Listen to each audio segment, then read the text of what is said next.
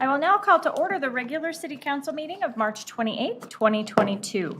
Members of the public are invited to attend in-person meetings in council chambers. Public access to the meeting is also available by telephone by using the call-in numbers posted on the meeting agenda. Meetings are broadcast on Channel 8 for Comcast and Xfinity subscribers and on the city's YouTube channel online. All callers will be muted and may only comment during the times allotted for public comment as indicated on the agenda.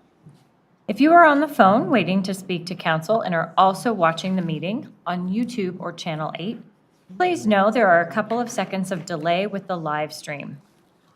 Please turn down your computer or TV volume as we approach the sections of the agenda reserved for public invited to be heard, so you can hear the council meeting on the phone and to prevent background noise when you are unmuted to speak. Thank you for following these directions and for maintaining meeting decorum tonight. Joanna, will you call the roll, please? Mayor Leidy. Here. Mayor Pro Tem Wilford. Here. Councilmember Witkovich. Here. Councilmember Jaramillo. Here. Councilmember Duran Malika. Councilmember Luqman Hiromasa will be absent. Councilmember Goff. Here. Councilmember Brown. Here. Councilmember Walker. Here. Please join me in the Pledge of Allegiance. I pledge allegiance to the flag of the United States of America and to the republic for which it stands, one nation, under God, indivisible, with liberty and justice for all.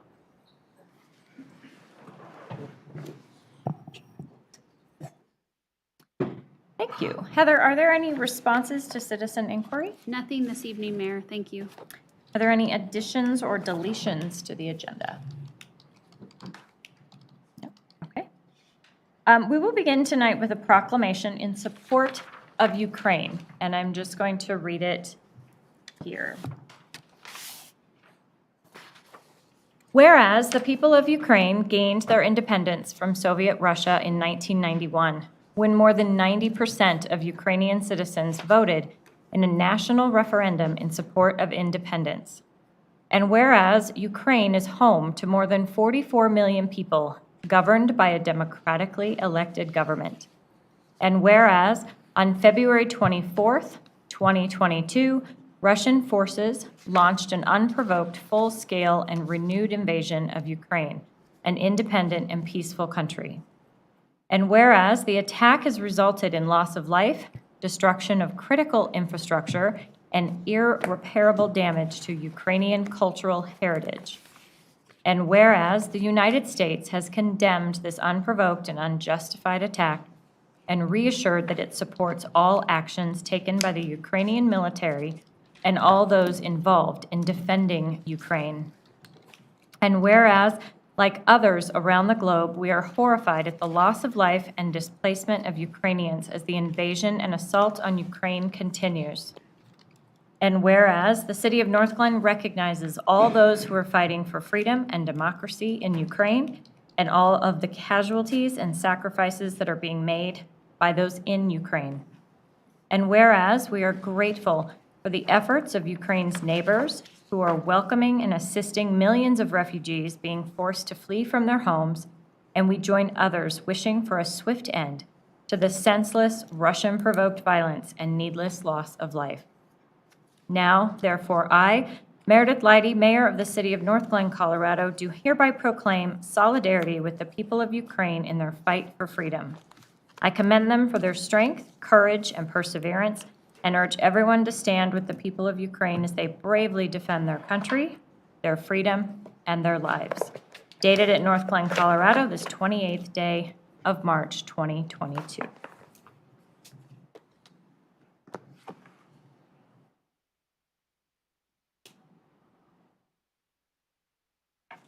Okay, moving into proclamation or presentations. We have Kimberly Davis here for the 2020 census results. Hello, everybody. I'm going to share my screen here. Let me know if you cannot see the presentation.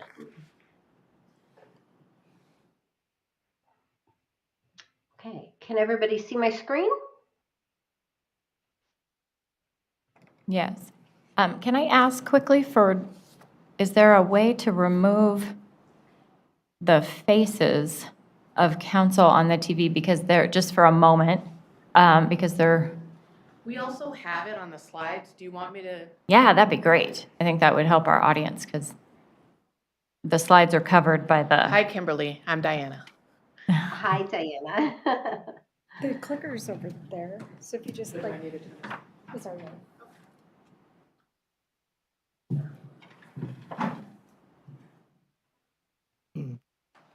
Perfect. Kimberly, thank you for being here.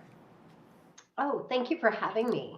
So I'm going to go through quickly, we'll review the census, and then we will go into the results specifically for the city of Northglenn.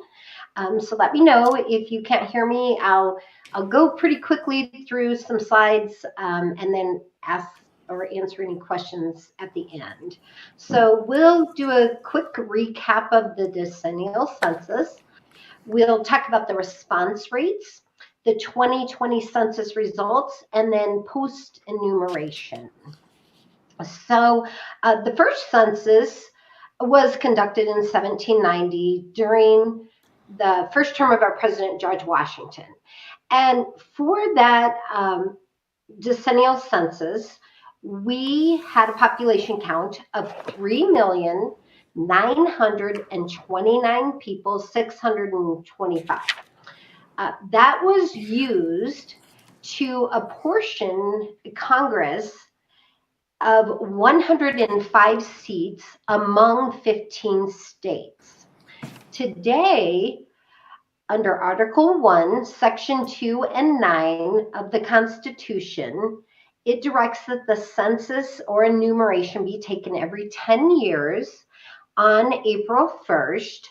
And the results of the 2020 census were completed today with a total population of 331,449,281 persons.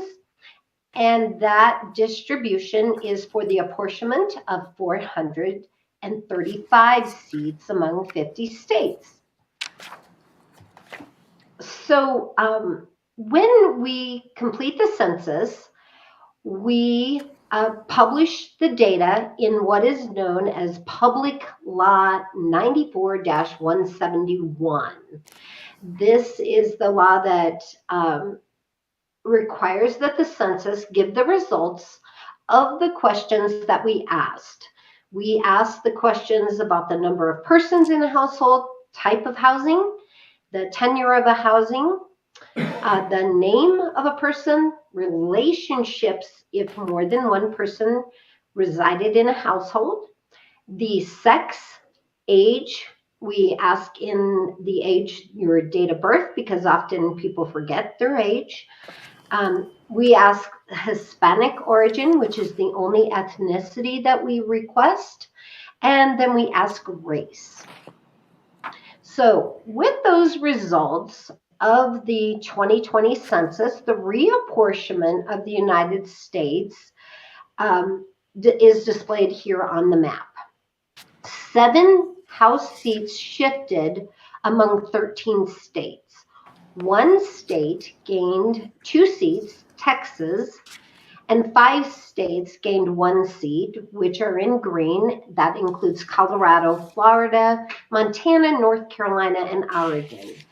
7 states lost a seat, and those are displayed in purple: California, Illinois, Michigan, New York, Ohio, Pennsylvania, and West Virginia.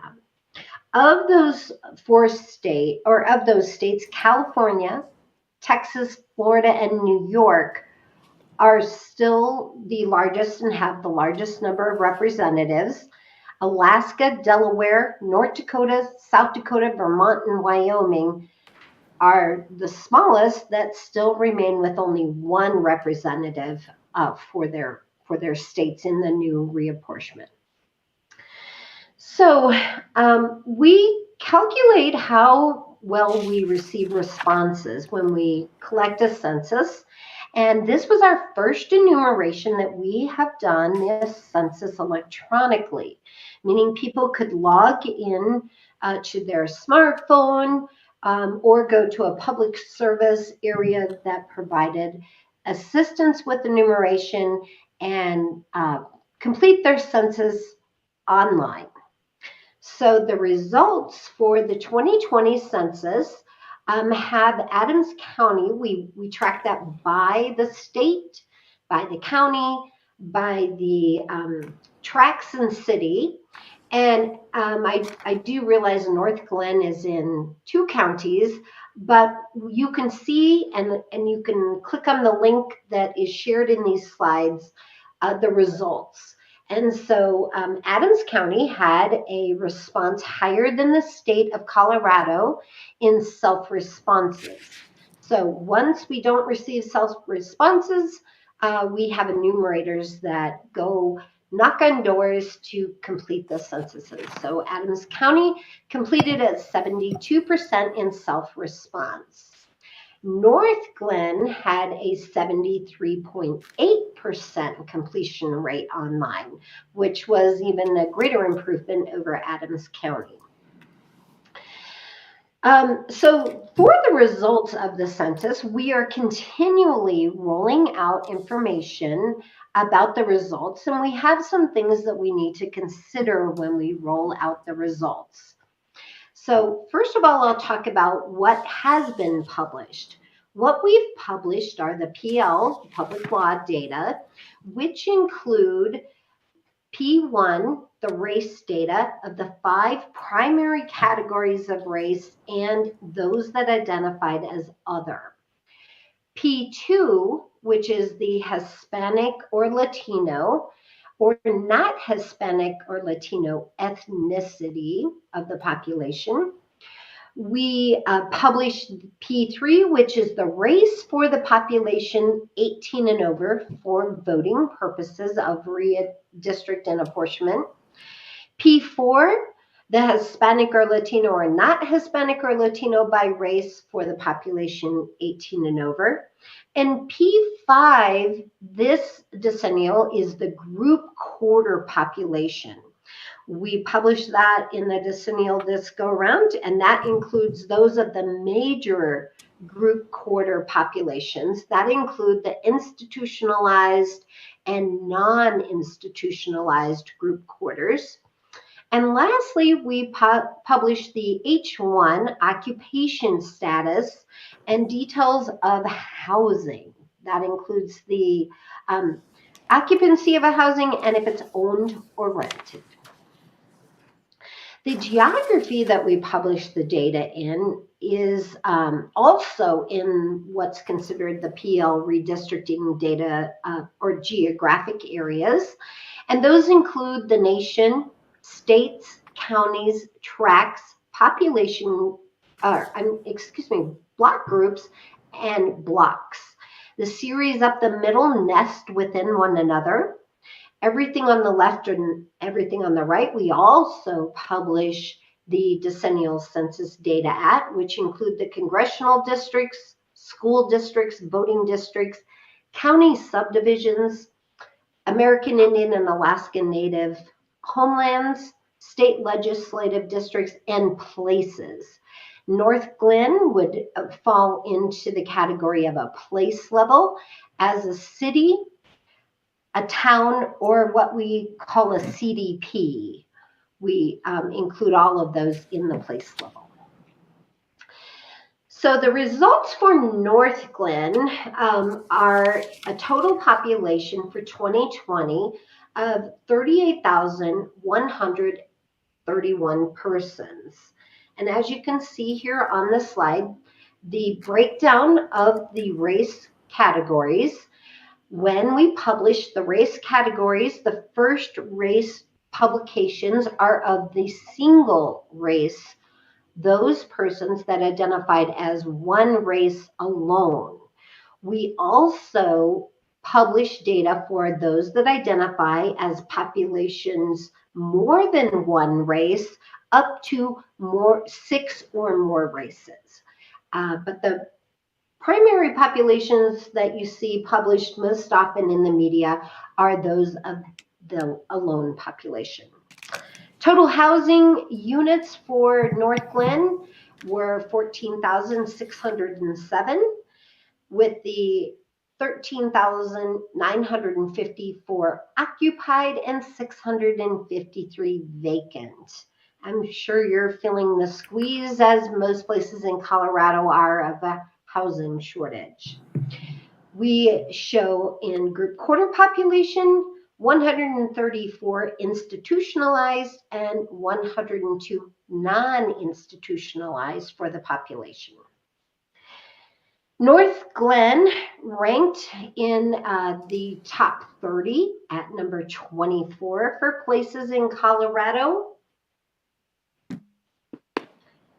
And the changes from 2010 to 2020, Northglenn had a 2.28% in housing units, with an increase of 6.14% in population change. I published also the 2 counties that Northglenn is within, nests within, as well as the state. So we saw an increase in both counties, Weld County being the fastest growing county. And then the state had a 12.6% growth in housing and a 14.8% in population. Overall, the United States had a 6.7% increase in housing and a 7.7% in population. Here are the breakdowns of those population categories in comparison to the state of Colorado, the county of Adams County, and Weld County. The link is included here where you can review this data and see further details about the race population that was published and the numbers that are available for more than one race. So the 2020 census data products will continue to roll out through this year. We have a couple of things that we consider when we publish the data.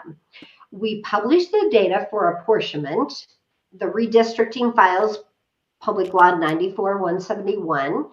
We publish demographic profiles, giving you a full view of all of the data of a community, as well as the demographic and housing characteristics. The demographic and housing characteristics are tables where we review the census, we compare the census, and we compare the data that is known. So we will continue to publish the rest of these data set to get more granular in both the topics and cross-tabulate the geographic areas to be published. At this time, we don't have all the topics available at all geographies because we need to consider privacy disclosure. We can't compromise anyone's identity when we publish the data under Title 13 and 26. So we do a comparison and ensure that that doesn't happen when we publish data, which goes under a demographic review. Then we will continue further on with the related information for the comparisons of how well did we cover the data. Some of those have been published. And how well did we count the population, and what areas were missed, and the short or over counts for specific geographies. So I've included, because we have just a short time today, links where you can access the data that's available. We published the America Counts story, which I find to be the easiest to find the 2020 results. It has a few mapping features that are easy to use for looking at various topics. and various geographies at the state, county, and tract level. We also have the demographic map viewer that allows users to look at the maps. And then we go into some of the larger tables further down that go into specific topics and specific geographic levels, including the metro and micropolitan areas and the county area levels. So we're in a phase of preparing the rest of the publications, as well as the post enumerations, which is when we review how well did we do in the count. We use 2 analyses to make this assessment.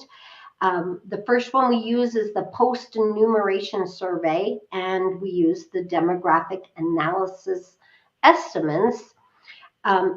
Each of them are used in a different capacity. One uses vital statistic comparison, and one uses other information data, as well as a follow-up survey that we do on a quality check of the census. So we're in both of those with some releases available at this time. These are expected to be completed by the end of next year with all the publications out. We do know at this point, during the 2020 census, we've had an undercount in the Black and African American population. The American Indian and Alaska Native populations, known as AIAN, living on the reservation geographic areas, and the Hispanic and Latino populations, as well as others that reported other race categories than the listed or 5 primary categories.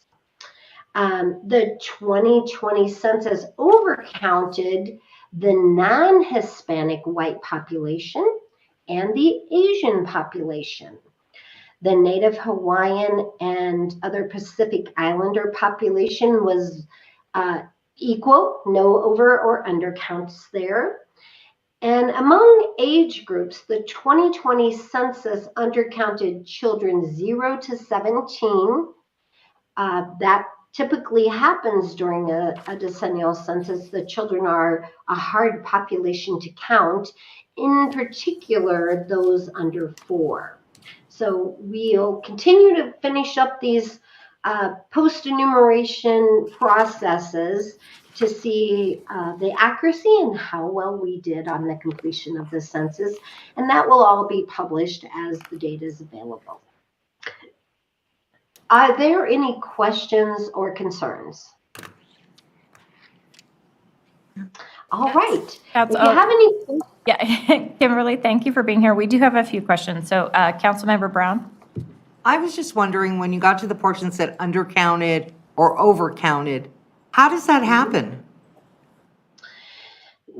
This decennial was particularly hard because we saw overcounts or undercounts in areas like group quarter populations, where during the pandemic, we normally count college students at the universities in group quarters, and we noticed we had overcounts in areas where there was duplications of people. So we run into that. We also run into it in seasonal areas or where people are mobile. A lot of times that happens in places like in the north, where people may snowbird and go to the south, and they're in the south when they would do their census, but when they get home, they may also do their census. So then we have to review that and make sure that people are not counted twice in those areas. Undercounts occur when we can't find population or people are concerned about reporting the number of people in their household. We see this in areas where there may be housing restrictions, where children may live with people and there may be limitations to the number of persons allowed in housing. People are fearful if they report the true numbers that there'll be repercussions for it. We're nonpartisan, non-partial. We just want to get a count, but people don't always realize that. So that's when we go into doing this assessment, doing the follow-up census. Does that answer your question? It does. Thank you very much. You are welcome. All right. Well, thank you for having me, and feel free to reach out to me if you have other questions or concerns about any of the data that comes out from the Census Bureau. We have quite a lot of data coming out this month with the American Community Survey 5-year estimates coming out. Population estimates that come out annually are also released right now and will continue to be released through July. So thank you again for having me. Okay, thanks, and have a great night. You as well. Thank you. Okay, our second presentation tonight is the Northglenn Arts and Humanities Foundation Annual Report. Michael Stricker, Recreation Manager and Arts and Humanities Foundation Director, will present the report. Hello. Good evening, Mayor Leidy and City Council. Let me make sure, there we go. Okay, so we're going to go from slides with a bunch of words and numbers to a bunch of pictures, Nice. since I'm the theater guy. So yes, I am the Arts, Culture, and Community Manager for the City of Northglenn. One of my main responsibilities is working as the director for the Northglenn Arts and Humanities Foundation. And it's always wonderful to get to come to present to you on behalf of them. I actually have a couple of board members I'd like to introduce tonight. We actually have former Mayor and City Council member Joyce Downing, who's on the board. She's in the back. And then also a former council member, Rosie Gardner, is here as well. And then, of course, another round of applause, Council Member Jaramillo is also on the board as our liaison. So thank you again for having me here tonight to report on where we've been and where we are going. Okay, so here we go. The NHF was established in 1990. It exists to ensure access to the arts for all. The NHF maintains and nurtures the cultural arts for the benefit of the Northglenn community. It is a separately run 501c3, currently with 11 volunteer board members of various backgrounds and expertise.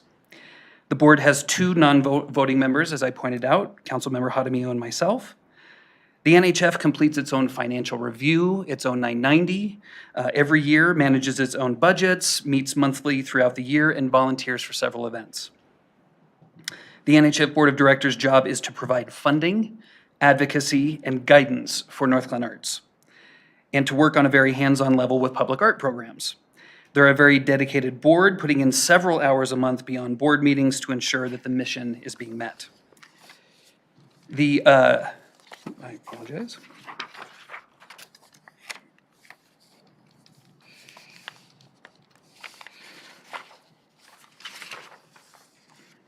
The theater guy screwed up here for a second, sorry.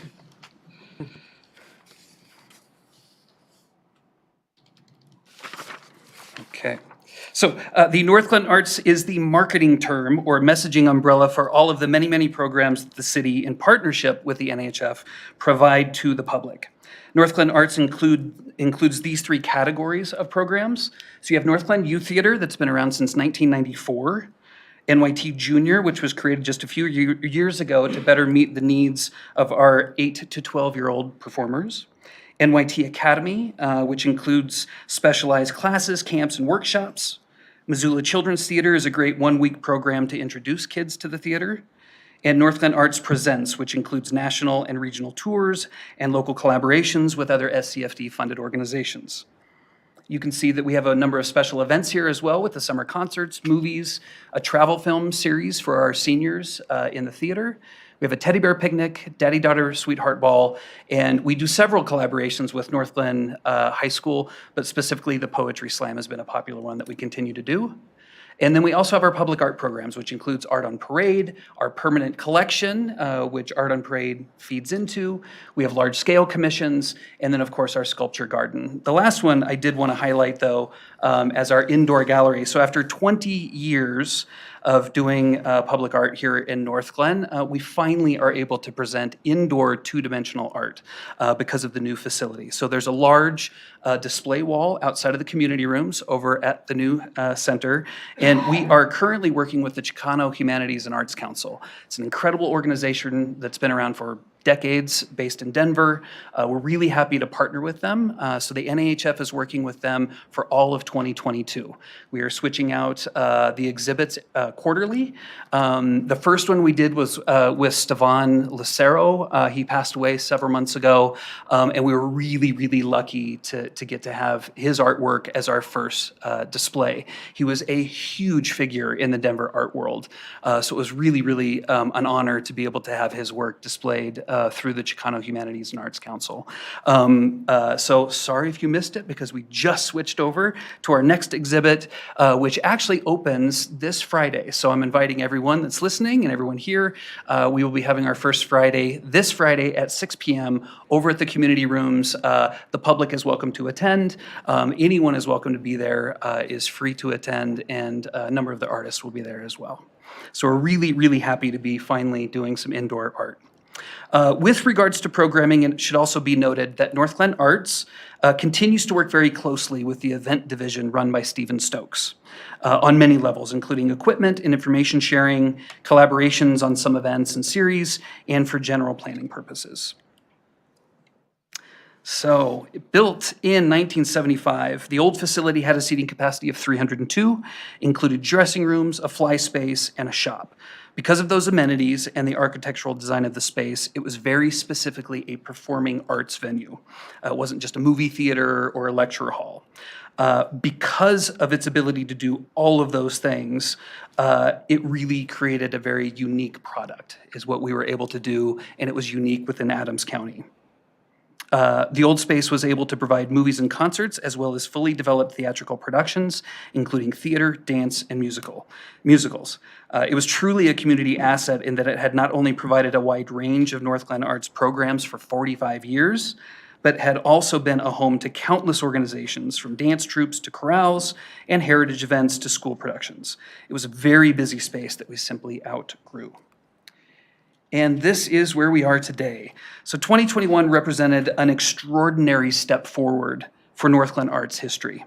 The new Parsons Theater represents a sea change in theatrical programming in the whole of the North Metro area. The new facility greatly increased Northglenn's ability to control the quality of the productions and the patron experience. Most notably, the new space was designed to give us the ability to put more shows on stage and offer more programs. The state-of-the-art facility includes greatly expanded lighting, sound, projection, and visual capabilities. This allows the new facility to more effectively present diverse programming that is necessary to meet the needs of our changing community.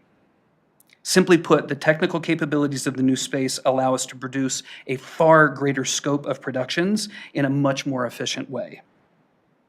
The new facility also includes dedicated support spaces.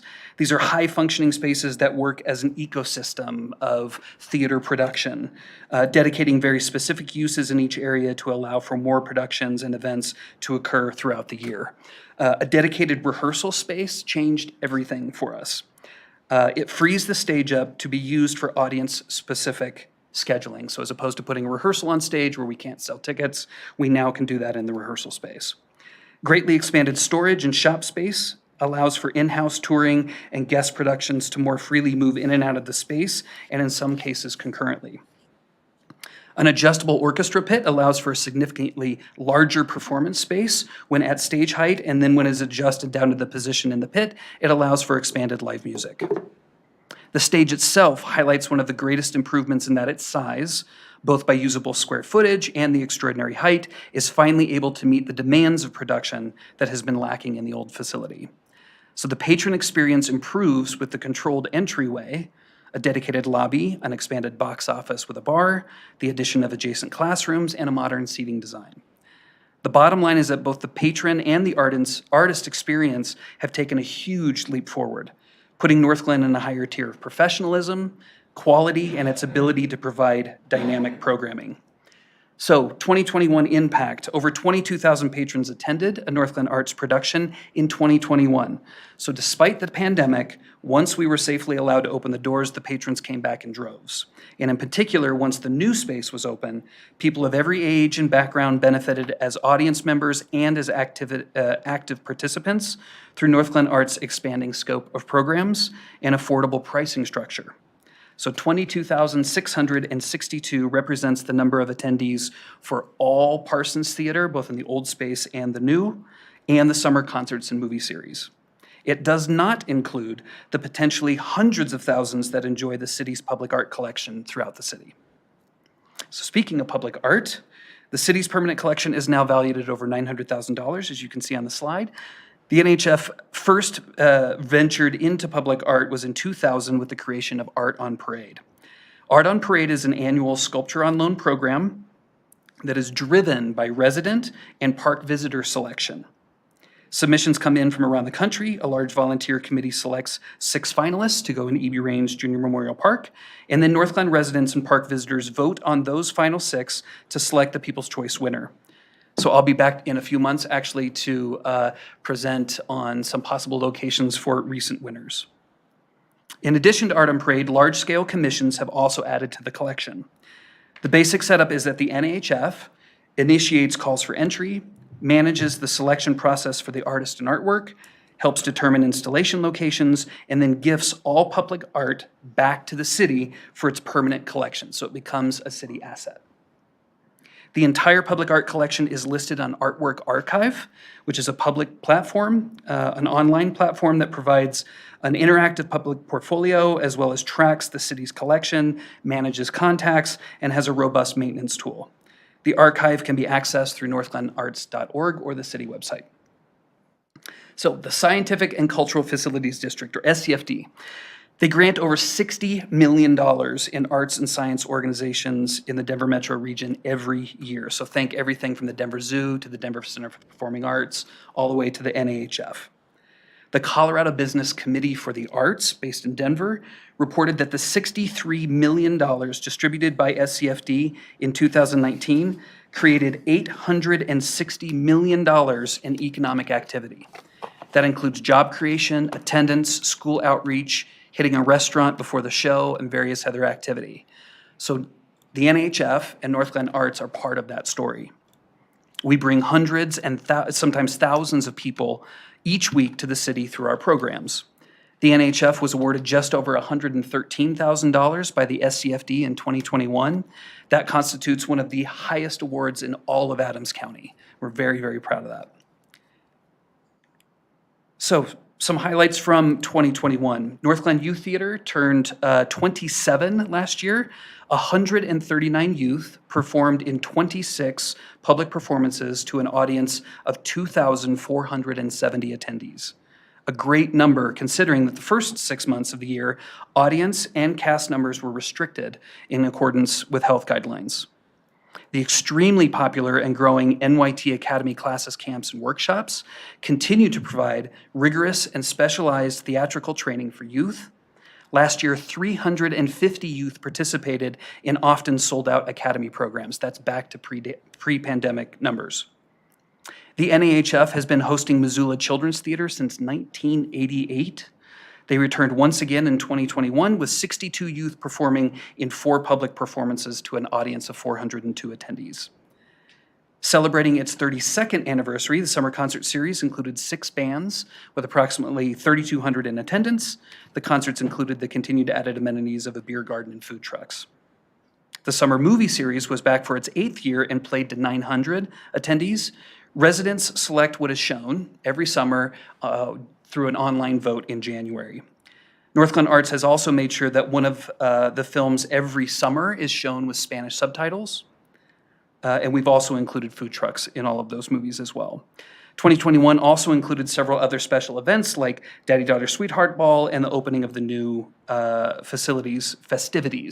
And if you missed it, we got the Colorado Poet Laureate at the opening, and he actually wrote something for us. It was a pretty special moment, I think. 2021 also saw the expansion of the Northland Arts Presents series. The NHF partnered with the Colorado Symphony, Su Teatro Performing Arts, and Cleo Parker Robinson Dance. We also presented Face Vocal Band, a night with Chris Daniels and the Kings, Hazel Miller and Trey Gowdy, and the sold-out Motones and Jerseys Holiday Hi-Fi in December. I'll go ahead and tell everybody, we got them back by popular demand. They're coming back in December. So we had almost 2,000 people attend one of those 8 performances, so we had a huge response to our presenting series. And with regards to public art, the most recent large-scale public art commission was the Theater Lobby Sculpture project that led to the creation of Illumination. The inspiration for the project came from the desire to enhance Northglenn's emerging city campus through sculpture installation, creating civic pride and cultural conversations through the engagement of art. The project was designed to enhance the patrons' experience, letting them know that they have arrived. After taking over 100 submissions from around the country and going through a lengthy selection process, Mark Ailing of MGA Studios in Florida was selected.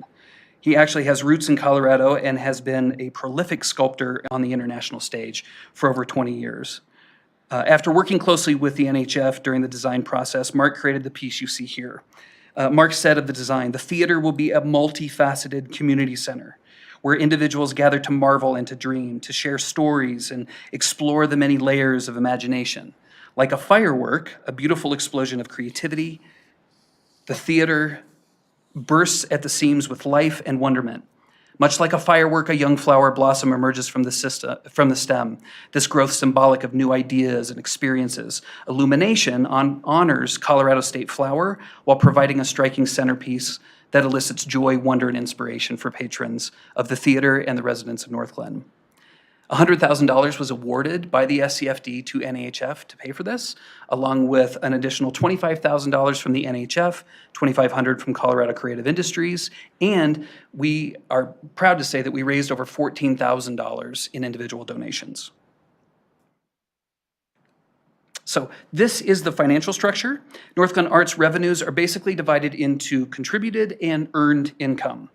Generally speaking, the contributed income, grants and donations flow through the NHF, and then earned revenue goes to the city. So as an example, for a Northglenn Youth Theater production, all SCFD dollars, donations, grant funds go through the NHF to pay for the show, and then all of the ticket sales and registrations go to the city. As you can see, the per capita funds are what kicks off this process. Once the per capita funds are released by the City Council to the NHF is then able to apply for the SCFD grant, generate donations and other grants, and then pay for programs that generate earned revenue for the city. The NHF also generates revenue through outdoor concessions and merchandise sales, as well as some investment income. As you can see on the city side, all the theater rental income goes to the city as well. So it's a really dynamic relationship with the NHF. And this is how we then spend the money. The NHF mostly covers production costs, so think sets, props, costumes, etc. The NHF also covers the majority of theater contractors used throughout the year, like designers, technicians, directors, and builders. And then the NHF also covers the public art purchases and the majority of public art maintenance costs.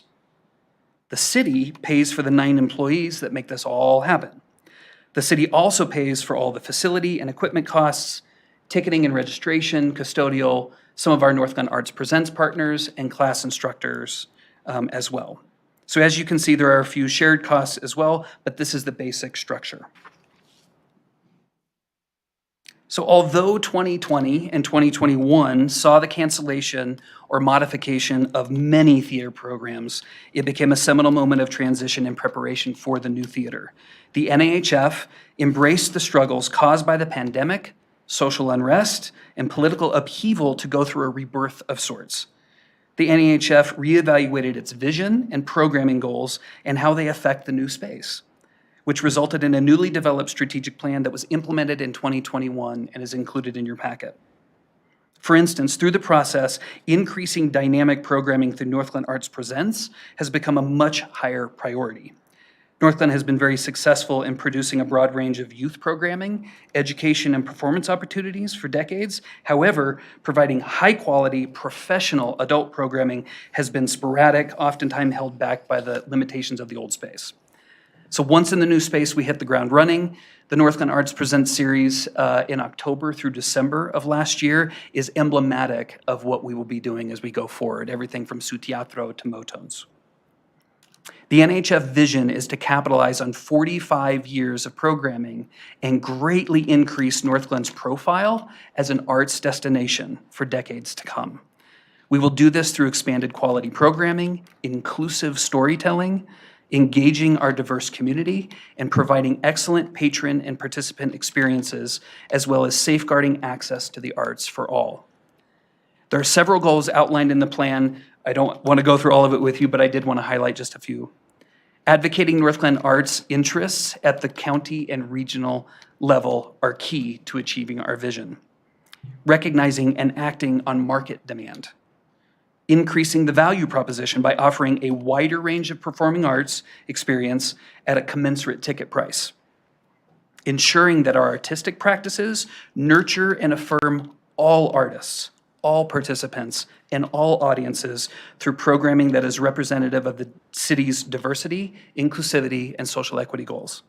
For instance, by expanding our collaborations with SCFD-funded organizations on a local level, so going to them because they're the experts in their field, and investing in regional and national tours, Northglenn Arts can better meet market demand, embrace innovation, increase the value proposition, and meet the city's diversity, inclusivity, and social equity goals. In other words, we will match a brand new high-quality and dynamic facility with high-quality and dynamic programming. And the NHF is going to do all this.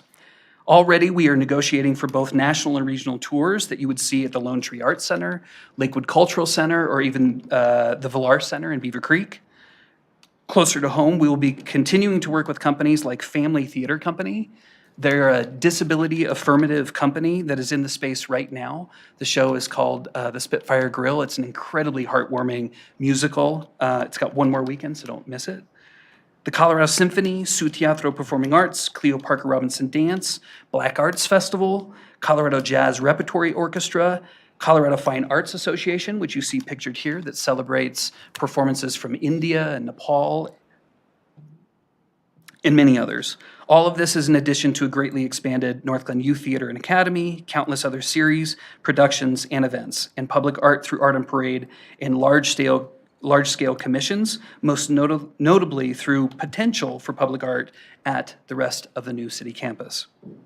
To continue Northglenn Art's success, the $2 per capita funds will be used going forward for long-standing programs like NYT, the further expansion of Northglenn Arts Presents, our expanding public art programs, and will be utilized to submit for continued SCFD and other fundraising efforts. The release of per capita funds will help ensure that Northglenn Arts continues to set the standard for theater and arts programming in Adams County. All right, I've talked a long time. Thank you for your patience. Thank you very much for allowing me to present an overview of where we've been and where we're going. The release of per capita funds is on the consent agenda tonight, so I would be more than happy to take your questions now. Councilmember Brown. I have two questions for you. Yes. One is more of a favor. A lot of our residents believe that we paid $913,000 as the city of Northland for our artwork. Mm-hmm. So there's lots of questions, you know, why do we need more art? Which personally, we do need more art. We all know that. I'd like you to clarify that for our residents just a little bit better and maybe a little bit simpler. Mm-hmm. Okay? Absolutely. Thank you very much. Yes, thank you. I would be more than, oh, you want, oh, all right, so, sorry, of course, yeah. So the main funding sources that I kind of outlined in the in the presentation, the vast majority of it comes from the SCFD dollars. So when we go out and we ask for those SCFD dollars, we ask for some programs, but then also for public art. The vast majority of that then goes into the purchase of these sculptures. So some of the per capita money gets applied to that. We also then, the Colorado Creative Creative Industries helps pay for some of it. And then we do have some matching funds, sometimes with sponsorships, and then also with individual donors. So really, the NAHF is doing the entire purchase of the sculpture. They then take that sculpture, install it somewhere permanently in the city, and then we present that back to the city for its permanent collection. So it's not an NHF asset, it's actually a city asset. And then the NHF also raises funds to then continue annual maintenance on that collection. I really appreciate you explaining that. Absolutely, Because you bet. from a council perspective, it's kind of hard, for me to know all the resources all the time now that I don't have Joyce sitting next to me. Absolutely. So it's really important. The other thing on the per capita, I did notice that it's in the consent agenda. Are we increasing it, or were we at 2 last time? We were at 2 last time. Okay. Yeah, so we were at $1 per capita for a long time, and then I have it in there. The $2, 2018. 2018 is when it increased to 2. And we're staying there this time. Correct. Perfect. Thank you for answering my questions. Of course, thank you. Are there any other questions or comments for Michael? Well, I will just say thank you. That's all super exciting. When can we buy tickets to Motones again? Yeah. I may be standing outside the door. Let me in. Absolutely. That was one of the best shows we've had, so very, I very appreciate fun. you saying that. Yeah, we booked them again. They're going to be here for a full 3 dates. It'll be in December good. again, and I will let you know when it goes on sale. It should be sometime this summer. Oh, this summer, really? Yeah. It was so popular, we got to get it. We got to get it open. And actually, we have a lot more programming coming up that's of that caliber. So as that happens, keep an eye on your rec guides. Keep an eye on advertising. Goodness. Totally All right. excited about the movies in the park this year. I'm going to be there for almost everyone that I can be. Yeah. But Ghostbusters was such a great movie. I've already invited my grandson to come with me. Well, Great we'll get to choices. highlight Festival Lawn now too. So everything's moving over to Festival Lawn. Thanks. That's awesome. Well, thank you for being here. We really appreciate it. Oh, sorry. I just want to say thank you, Michael, and thank you everybody in NHF. They're a big reason why I'm here now. This is why I got involved in, and really got involved in, serving Northglenn. So thank you guys for being, great mentors for me. And I appreciate you. Well, thank you, Councilmember Hadamio. I appreciate That's it. awesome. Thank you, everyone. Thank you. Okay, moving into public invited to be heard. This is an opportunity for public comment on any item not set for public hearing. Statements are limited to 5 minutes per speaker. Statements must be related to city business and limited to matters of community interest. Joanna, has anyone signed up to speak to council tonight? We have 2 individuals signed up. The first one on the list is Terry Wadding. Okay, welcome.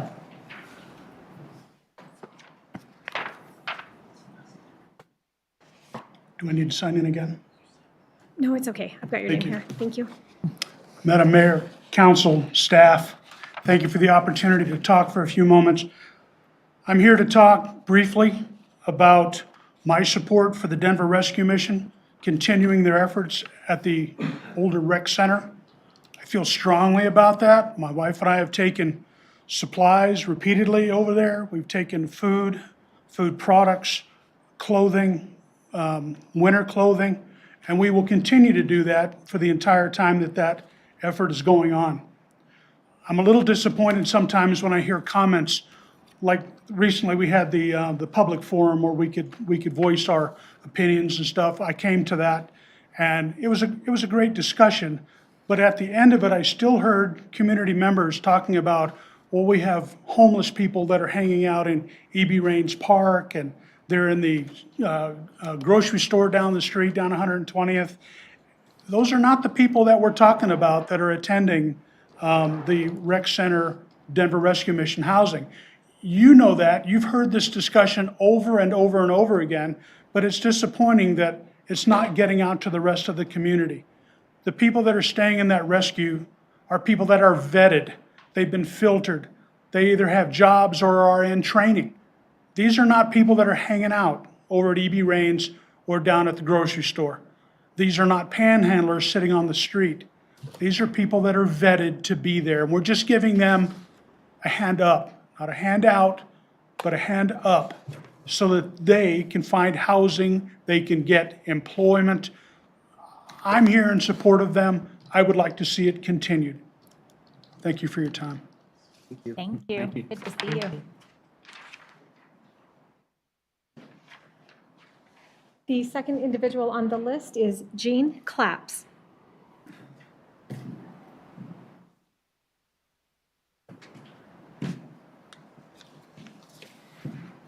Hello, Mayor and City Council, staff members, and community members. I'm Gene Claps, and I am a candidate for Adams County Sheriff. As we approach this year, this important election cycle, I appreciate the opportunity to speak to Northglenn City Council. I was born and raised in Adams County, a small business owner, and have worked for the Adams County Sheriff's Office for over 22 years. I started as a volunteer in the posse and rose to the rank of division chief while working in almost every division. As a division chief, I was responsible for 318 employees and a $42 million budget.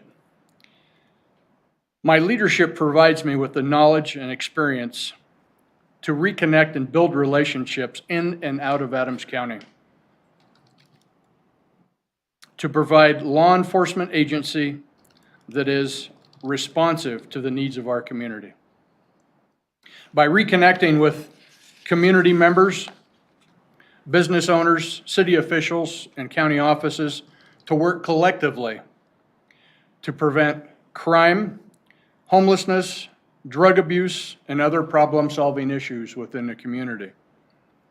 To collaborate and foster a proactive sheriff's office that works to improve our community's law enforcement experience and expectations.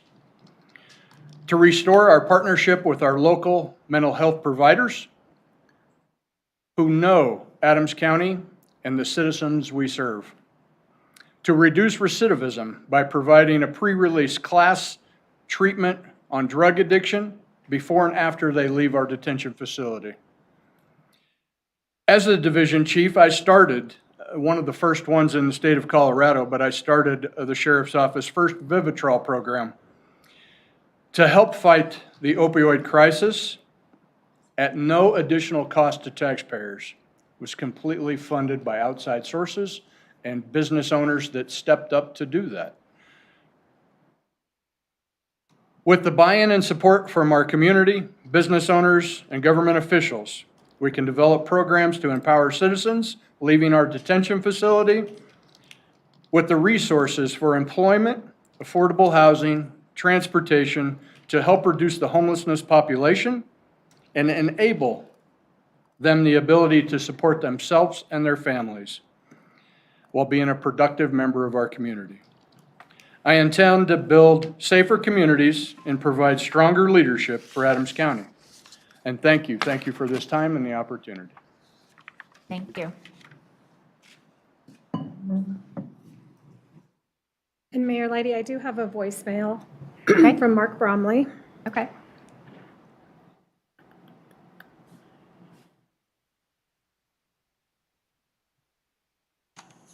Thank you, City Council. I'm Mark Bromley, the best choice to appoint to City Council of Northland. I have found more information on state and federal level protections of cases involving whistleblowing and mediation efforts. I respectfully request some bad elements elected to City Council to stop retaliating or attacking or stalking local residents. Harassment by council or city employees is criminal abuse of office. No city official is higher than the laws of this nation. I've seen a report on what the city believes is affordable housing. The Carl's Farm development for senior housing is not affordable and is offensive to some seniors in our community. The reason for this is because Social Security income is the only means many have to them. The current stated average is $1,500 a month, meaning some get much less than that, and even a retired couple could be only seeing benefits of $1,000 or less income a month. Recently, Adams County put out an online questionnaire and wanted to know incomes. It's surprising how many elderly couples did respond with under $14,000 annual incomes here in Adams County. Sorry, but building tiny homes, tiny apartments is tiny poverty internment camps that allow property predation of low income. $1,300 in rent a month is not affordable living. It's abuse of poverty internment camps being built by Adams County. which I have seen the documents to at the Adams County Commissioners' meetings. I cannot condone the lie of what was called affordable at the groundbreaking ceremony for that prison for the elderly.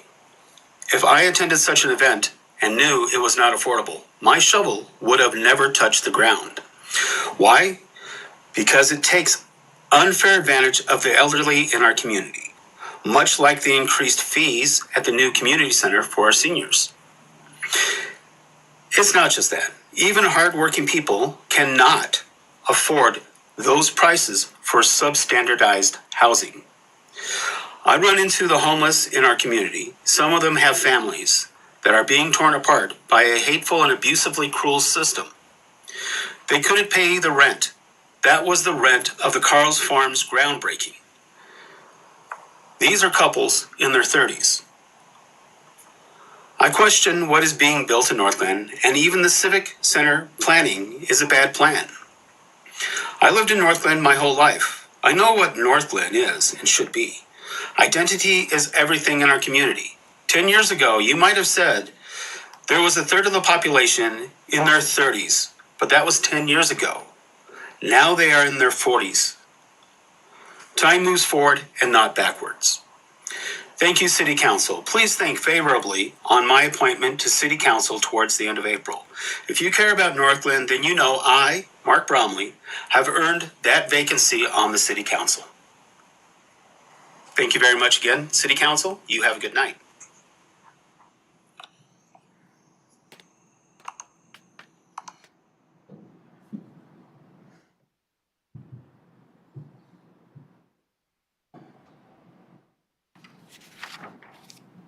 Okay. Is there anyone in the audience who didn't have a chance to sign up but would like to speak to council? No, thank you. Is there anyone on the phone who would like to speak to council? You may press *6 to unmute yourself at this time.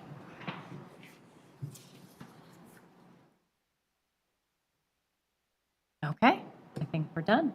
All right, we'll move into communications. We'll start with Ward 1, Councilmember Whitkovich. Thank you, Mayor. I have a few things I'd like to talk about this evening. I attended the winter housing public meeting on March 17th. We had some folks attend, and I just wanted to report for anyone who did not get to watch it. We heard from 4 individuals who were all in support, and then towards the end, as was referenced earlier, we heard one email that expressed some concerns about safety, but I think Deputy Chief Darling did a great job addressing those. So I'm looking forward to voting yes on that this evening. I'd like to make a plug for our Ward 1 meeting that's happening on this Saturday at 10 o'clock a.m. We'll be at the Justice Center, and we'll be all about public safety. So please come on out, and that's for Ward 1. Me and Council Member Walker will be there. Come out with your questions about public safety, anything else you'd like to share as well, and we're going to have some breakfast refreshments. Last thing I wanted to talk about, I brought up an idea to City Manager Geyer, and she suggested that I run it by everybody to get everybody's kind of agreement, I guess. As you know, I am on the Rocky Flat Stewardship Council as the voting member, and then we have Shelley Stanley, who is our Northglenn Water Quality Coordinator, who is the alternate member. I was talking with Shelley about doing a study session or a presentation about Rocky Flats. I'm not sure that everybody knows what we do on that council, and it's been since 2006 when a presentation was given to council, and I'm sure Joyce Downing might remember that, but that was a while ago. So I think it's important that we hear about Rocky Flats and all the actions that are taken by our staff to help protect Northland's water quality. So I just kind of wanted to get everybody's thoughts on that, and then we can give direction to City Manager Geyer. I see a thumbs up from Councilmember Goff and Mayor Pro Tem. Thanks, everybody. I'm good. Yeah, yes, there you go. All right, well, thank you very much. That's all I have. Okay. Councilmember Walker? I just wanted to say thank you to our police, the men and women who put their lives on the line for us. We attended the the annual police benefit on Friday, and it was wonderful. And just want to say thank you again to those men and women. No other news. Thank you. Councilmember Brown? I attended, the North Metro Fire District meeting, where Ashley, you were missed. You were definitely missed. I got to reconnect with lots of old friends, which was really great. It's great to see Chief Ramos there and have him give me a hard time about my husband. That was really exciting. I also attended the police benefit on Friday night, had a fantastic time as usual. I always enjoy seeing the new officers, but also the old officers that have been around, and I know them, and some of them, unfortunately, I feel like their mother. But it was a great event. Great food, whoever was in charge of the catering. Thoroughly enjoyed it. That's all I have right now, Mayor. Okay. Councilmember Jaramillo? Thank you, Mayor. Since we last met for a city council meeting, we attended NLC, which is the National League of Cities in Washington, D.C. And it was a great opportunity to learn about how cities are dealing with issues and the solutions that they're having in their municipalities across the nation. And also, we were able to hear very distinguished speakers such as Secretary of Transportation Pete Buttigieg, Senators Michael Bennett and John Hickenlooper, which we were able to meet personally, which was very inspirational. And last but not least, we heard President Joe Biden there as well. And also, on a smaller notice, but well, I did today, we hung the art show for the photography show that Michael was talking about earlier for NHF. So I personally hung 40 paintings or photographs myself. So if you guys can go out there and check it out, I'd appreciate it, because it took a lot of people to get it up there. But it looks wonderful. We have a very diverse membership at Chalk, and you'll see the photographs are many different styles. Some are more creative, some are more what you might see every day. It might take you to different memories you've had growing up. Perhaps that's what I thought of. You see some older images and you're like, wow, that reminds me of, it takes you like in a time warp back. So I recommend you check it out this Friday. So our first Friday, that's something that we want to do each season, is have a first Friday here in Northglenn. So come and check it out. I think you'll be impressed with the work that NHF and Chalk are bringing here to Northland. Sounds good. Councilmember Goff? Thank you, Mayor. Since we last met, the Diversity Board did have our monthly meeting, and we received a report on our movie for Black History Month. We showed the movie Respect, and 29 tickets were sold, which may not seem like a lot, but it was in the middle of the week, and every bit of that was donated to the Cleo Parker Dance Troupe. Also, our next event that's being sponsored by the Diversity Board is in conjunction, or happens at the same time as the Food Truck Carnival.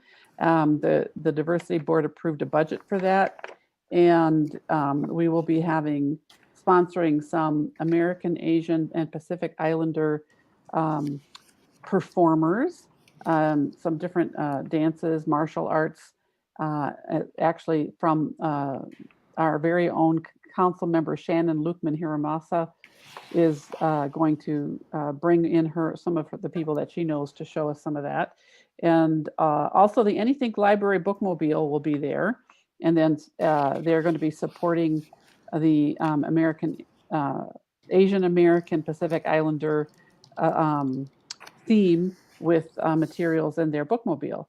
And I think that's probably all that really is of note from that meeting, besides just our regular, planning and discussions and things like of that sort.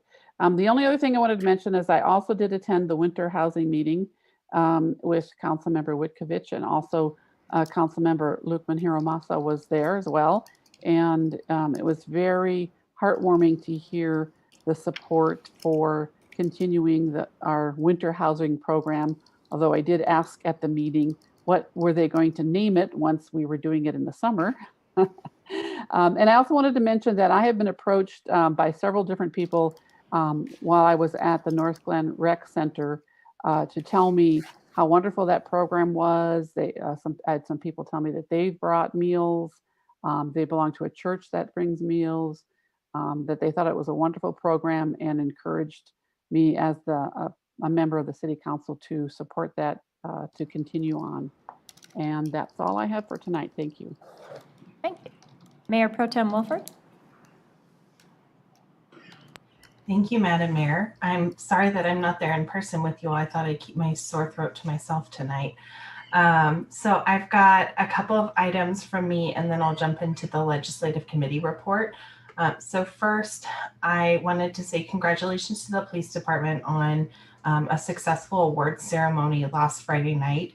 I had a lot of fun, and I have to say that the stories that I heard, of the officers and their bravery was just, it was incredible. It was absolutely remarkable. So I want to say congratulations and thank you all for a great evening. Secondly, I'm looking forward to our ward meeting coming up this Thursday, March 31st at 6 p.m. in the Rec Center's community room. I've had a number of residents reach out about which entrance to come into for the building. So you'll want to come in through the theater entrance in the area where it says Senior Center. And then there'll be signs to direct you into the meeting. And following the lead of my colleagues, our theme this month will also be public safety. So looking forward to seeing everybody there. On the legislative committee front, we met this evening, and while we heard a number of updates about all kinds of legislation, I'm just going to speak specifically to the bills tonight that we did take positions on to make sure that those are all flagged for each and every one of you. So I'll start with House bills. First, House Bill 1272. This is the repeal of attorney fees on motions to dismiss. So under current law, a defendant may be awarded reasonable attorney fees in tort actions if the case is dismissed on motion of the defendant prior to trial. And the bill would eliminate this provision. And so we did take an opposed position on this piece of legislation per the advice of City Attorney Corey Hoffman. And then next up, we have House Bill 1295. This is Department Early Childhood and Universal Preschool Program. So the bill establishes essentially a Department of Early Childhood and, under the Colorado, Department of Public Health and Environment. And it also establishes that there will be an executive director that will oversee and administer early childhood and family support programs and services. And I believe that the hope is that this program will be up and running by 2023. And we did take a support position on that bill. On House Bill 1304, this is state grants, investments, local affordable housing program. This bill essentially provides grants to local governments or nonprofit organizations for affordable housing, and will essentially provide ARPA funding in the realm of about $150 million for this grant fund. So good opportunity to support some affordable housing development, and we took a support position on that bill. Moving over into the Senate bills, there were two bills that we took support positions on. They were both both connected to affordable housing. So first, Senate Bill 146. This is the Middle Income Access Program expansion. So this program addresses the middle income workforce, which is sometimes referred as to the missing middle. These are folks whose incomes are too high for housing credit unions under traditional thresholds, but are often overburdened by the cost of housing. And so the bill essentially transfers $25 million and puts that into a program that will be administered by DOLA as well as CHAFA. And then finally, Senate Bill 159. This is the revolving loan fund invest affordable housing. This bill creates an affordable housing program, loan fund program that will essentially provide low interest, flexible, below market rate loan funding to assist in local governments or nonprofit organizations and a whole host of other potential stakeholders in being able to develop affordable housing projects. So with that's all I've got for you tonight. That's pretty good. Thanks. No, of course. Okay, so I have a few things. I'm going to try to chunk them. Let's see. On Friday, I had the opportunity to volunteer with Senior Hub and deliver Meals on Wheels. And if you haven't had a chance to do that, I highly recommend it. I met so many wonderful residents, and that's such a fantastic resource in our community. I want to thank Becky Smith for inviting me to speak at the Solar Co-op launch event with Solar United Neighbors on Wednesday. I was able to share some of the exciting things that we have going on with solar energy in our city. I have a mingle with the mayor on April 16th at 9 a.m. at Panera Bread, so I hope you can put that on your calendar and join me for that. NLC was a great trip. As Councilmember Jaramillo already mentioned, the speakers were fantastic, but the collaboration with our Colorado colleagues was really strong. Our senators were very generous with their time, and it was just a great experience. So 3 things related to our awesome police department. I had the opportunity to do a ride-along with Sergeant Shelley a little over a week ago, and that was also amazing. It was just a great experience.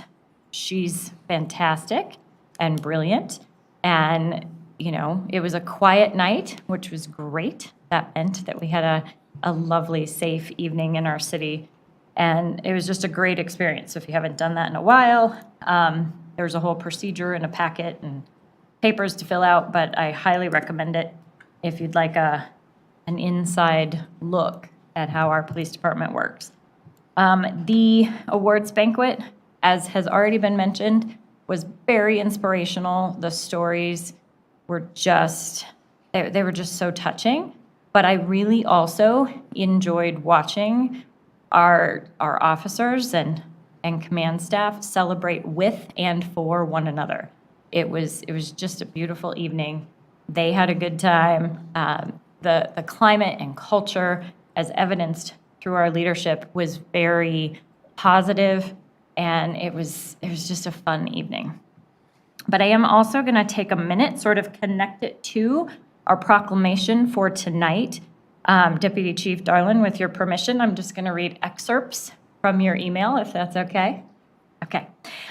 So he did share an email with all of council, so I'm going to read it really quickly. So the Colorado Department of Public Safety and the Colorado Department of Military and Veterans Affairs announced an effort where law enforcement agencies in Colorado could aid Ukrainians in the war with Russia by donating surplus body armor and ballistic helmets to be sent overseas. So Deputy Chief credits Lieutenant Rice for spearheading the effort, so thank you to him. And the department, our Northglenn Police Department, donated 33 ballistic vests, 25 Kevlar helmets, and 22 steel plates for ballistic protection. So that also speaks to the climate and culture and collaborative spirit of our department, and I'm just so thankful for you guys, so thanks.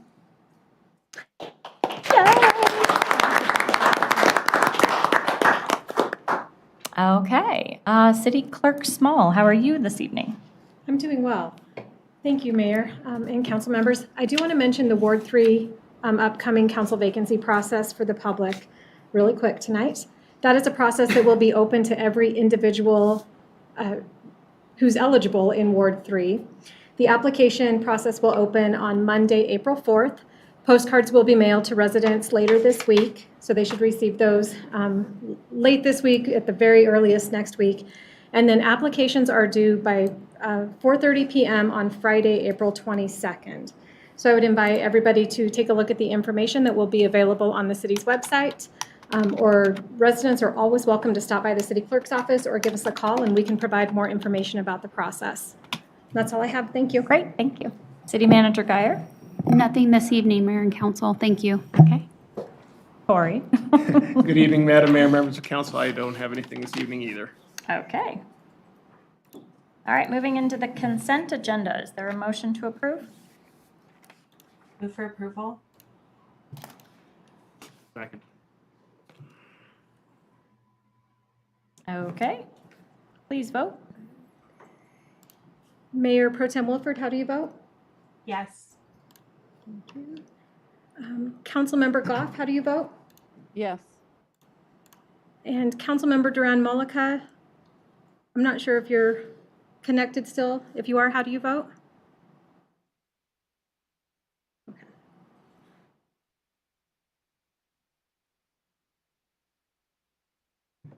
Okay, so I will close that vote, and the consent agenda passes unanimously. Okay, public hearings, CB 1980. Joanna, will you read the title, please? A bill for an ordinance amending Section 7-1-13, subsection C1 and subsection G of the Northglenn Municipal Code. I will now open the public hearing on CB 1980. Is there anyone who would like to speak to CB 1980? Is there anyone on the phone who would like to speak either for or against? You can unmute yourself by pressing *6.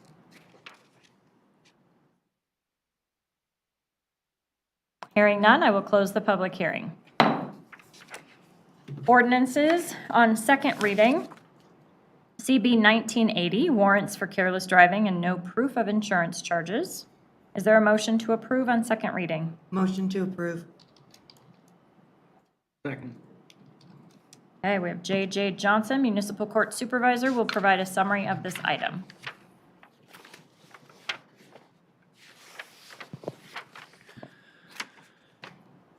Good evening, Mayor Lady, City Council members. My name is Jason Johnson. I think I've introduced myself before, but I don't think I've met everybody. Been here for about 3 months now, so I'm happy to be here. This ordinance would add no proof of insurance and careless driving charges to the municipal code that would authorize the court to issue warrants against defendants. And more likely, this is about tickets or citations that involve accidents, victims, injuries, or victims seeking restitution. A couple weeks ago when we were here on the first reading, there was some information, there's some questions that were asked in terms of providing a little bit more clarification.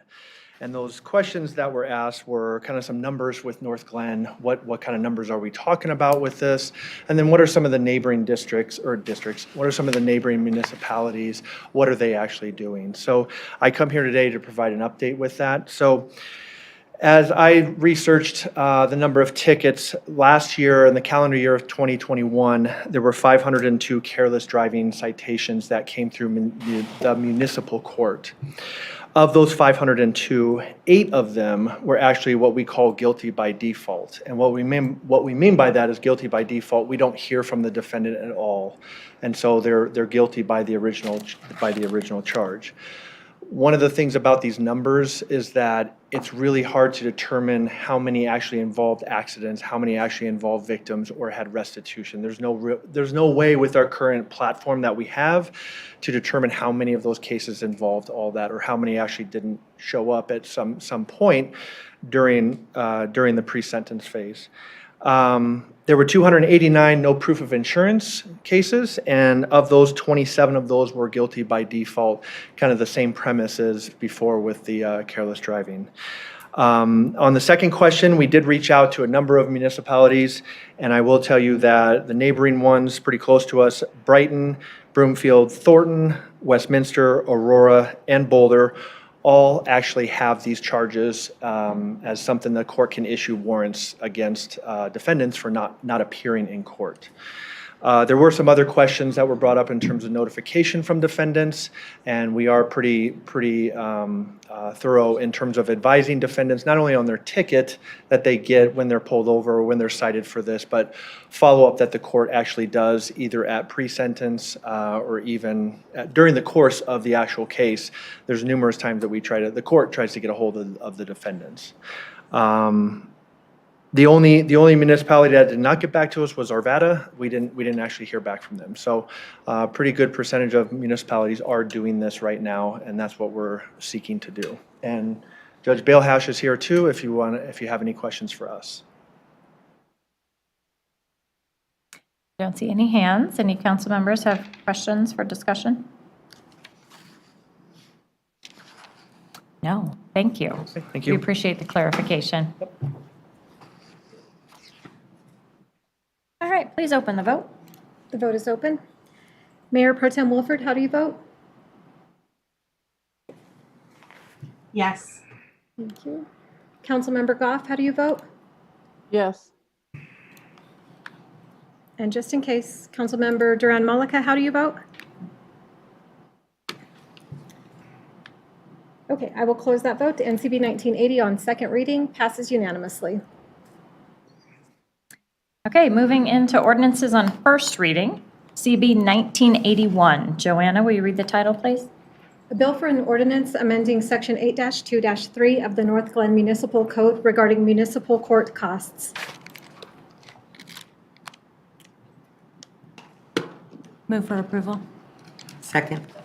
All right, Mr. Johnson is back with us to provide a summary of this item. I shouldn't have sat down. I should have Mayor Lighty, City Council members, we are here tonight on the collections rate that is charged by private collections that the municipal court deals with pretty much on a daily basis.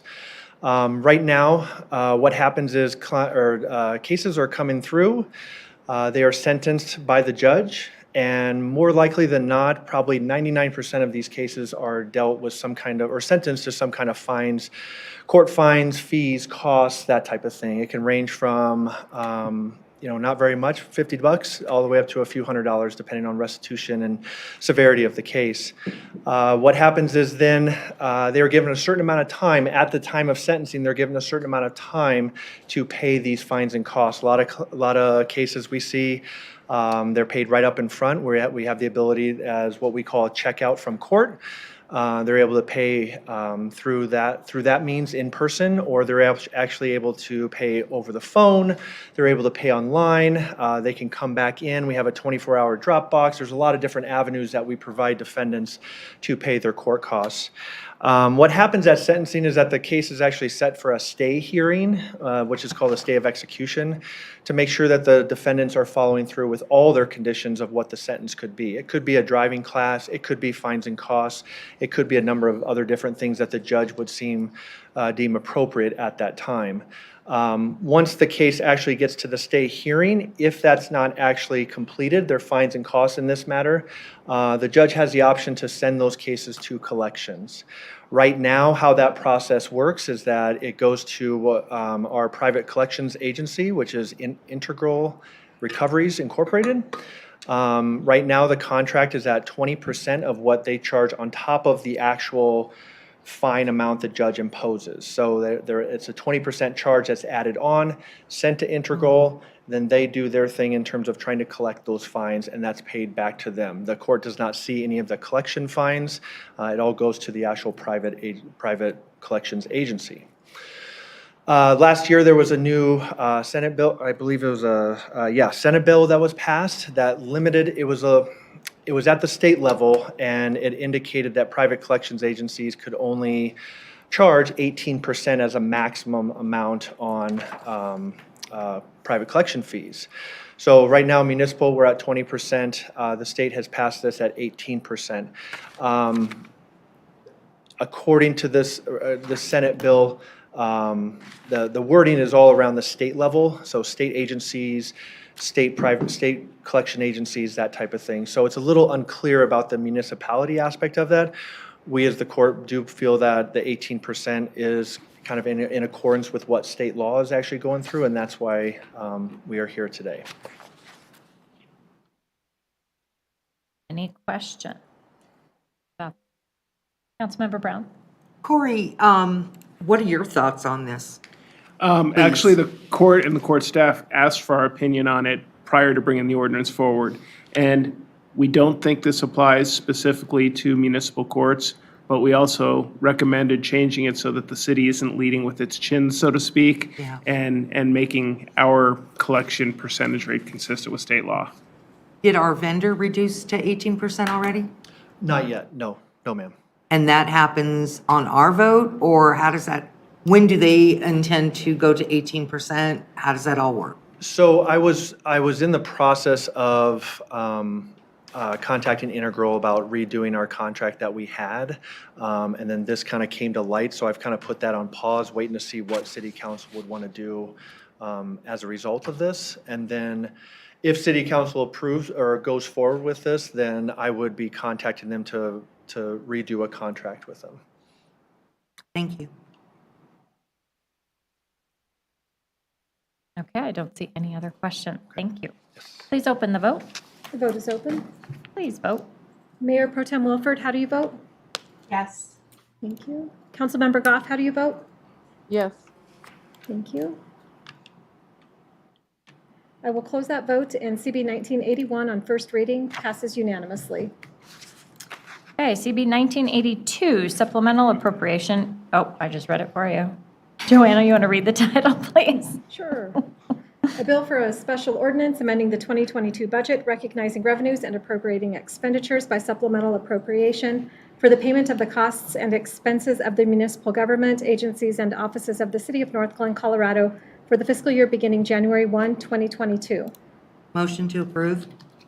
Second. Jason Loveland, our Director of Finance, is here to provide a summary. Hello. Hello, good evening, Mayor and Council.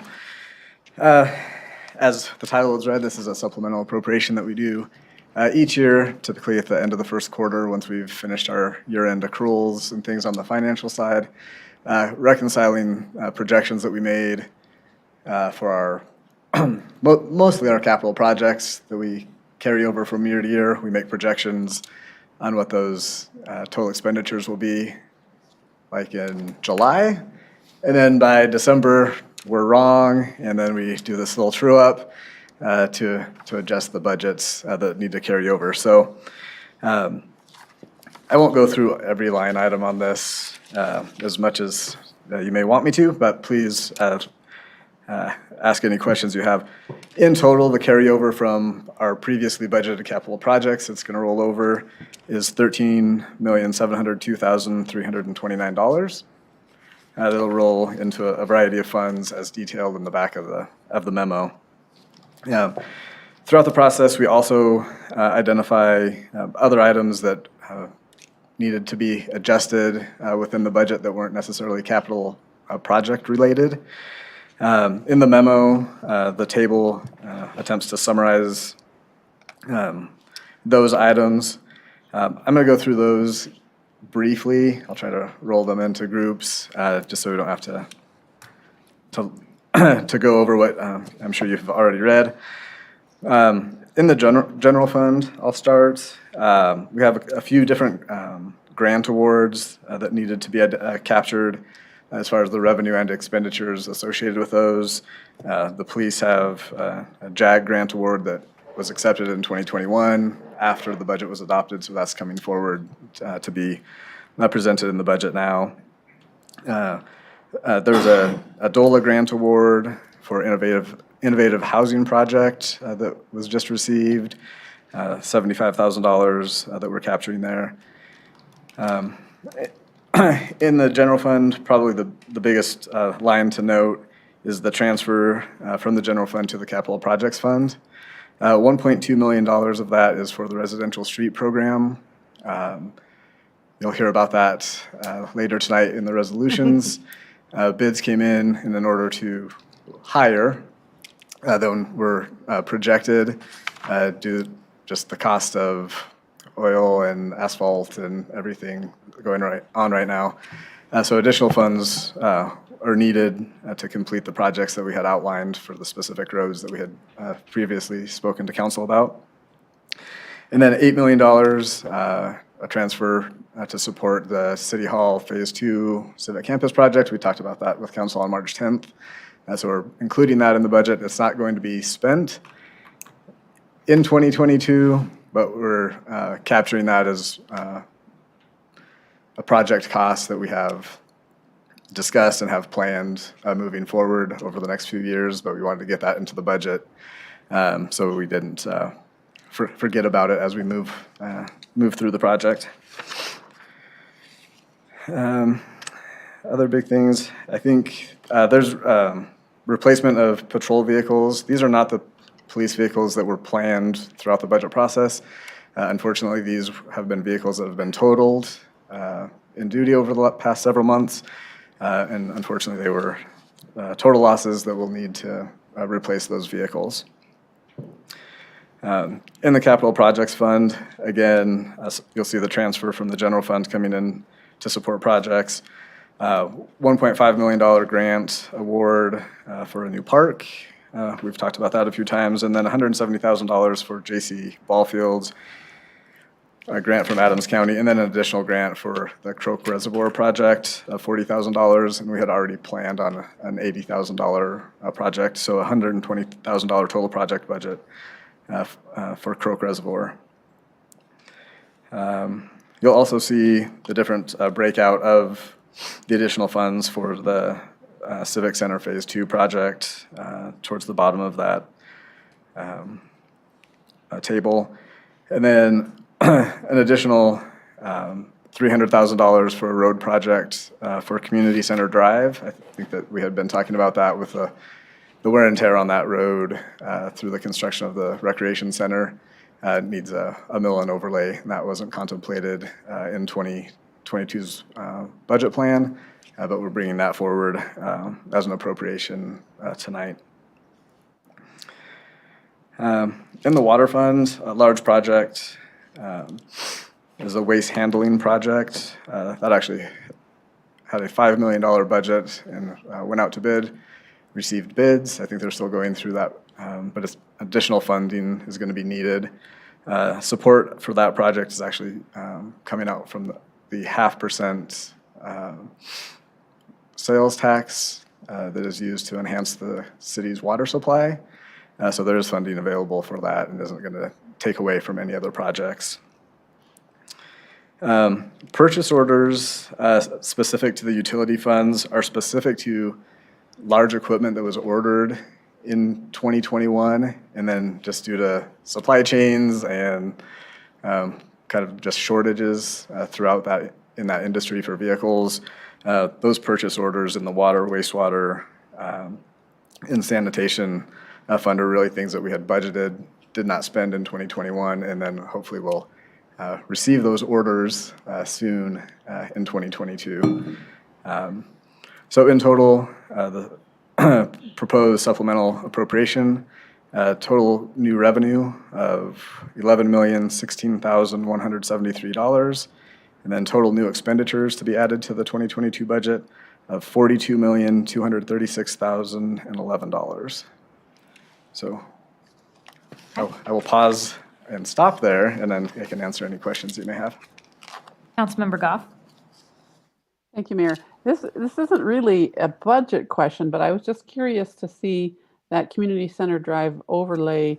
I'm just wondering, is this going to happen after the new City Hall is built or before, and then we have to do it again? Or can anyone in the room speak to that?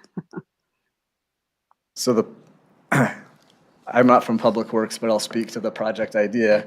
The idea is to do the project sooner rather than later, because the road has been beaten up pretty badly. This isn't going to be a full redo of the road, but it's intended to get us through the next construction phase, where, from my non-Public Works opinion, I could imagine us needing to do something similar to this at the end of that next phase. And just to echo what Jason shared with you in response to your question, Councilmember Goff, we received numerous complaints about the road, and we're patching potholes pretty continuously. And so we're at that point where we have the funding available to go ahead and do this. Like Jason said, it's not a full reconstruction. So I think it will help with the overall perception that our residents have of this roadway, but certainly we don't want to do the full reconstruction until the Civic Center is built out. Okay, all right, that makes sense. I was just curious because I know it is in bad shape, but I just assumed it's because of construction and we're not really done with that. So that answers my question. Thank you.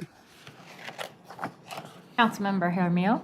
And since we're on the subject, are we gonna be doing the same thing on the street that is right in front of, like right over here that connects to the rec center? I mean, I'm sure it's on everybody's radar. I mean, when you. Like that. Yeah, You know, a little the street that right behind you that goes over to the theater, is that what you're talking about? Yes, yes, that's- Councilmember Jaramillo. That's not in the plan. We'll continue to patch potholes on that street. And correct me if I'm wrong, Daniel, but that's not part of it, right? Okay, didn't think so. That street isn't in as bad of shape as Community Center Drive. I know it's all relative, right? But we can continue to patch potholes on that road and will. Thank you. Yeah, I don't see any more questions. Thank you so much. Yeah, thank you. Please open the vote. The vote is open. Please vote. Mayor Pro Tem Wilford, how do you vote? Yes. Thank you. Councilmember Goff, how do you vote? Yes. Thank you. I will close that vote, and CB 1982 on first reading passes unanimously. Okay, moving into resolution CR 57, Huron Street Water Line Replacement. Joanna, will you read the title, please? A resolution approving an agreement between the City of Northland and Edge Contracting Incorporated for the Huron Street Water Line Replacement Project. Good evening, Mayor and City Council. For those of you who don't know me, I'm... Really quickly, I'm so sorry. Is there a motion to approve? Motion to approve. Thank you. Second. All right, so Daniel Martinez, Daniel Senior Martinez, Engineer, Senior is Engineer. here. Yes. Welcome. Thank you. We're Again, anxious. good evening, Mayor and City Council. Yeah. Sorry. No, it's okay. So the Huron Street Water Line project will replace approximately 1 mile of water line on Huron Street between 104th and Fred Drive, pretty much the city limit. This line has experienced multiple failures over the year, and now was a good time to do it since we were planning on also replacing the asphalt mat on that road.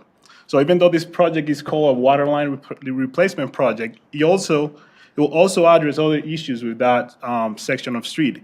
It will address issues with stormwater sewer, hydrants that need to be replaced, concrete, and asphalt. The asphalt will be a full width mill and overlay of the entire length of that section from 104th to Fred Drive. The city received 9 bids for this project, and after conducting reference checks and talking to our consultant and their experience with Edge Contracting in previous projects, we decided to award or to select Edge Contracting to complete the project. Any questions? Any questions from Councilmember Brown? I do have a question. I think this one really might be for Heather. Is this the same company that's handling the line that's going down Irma?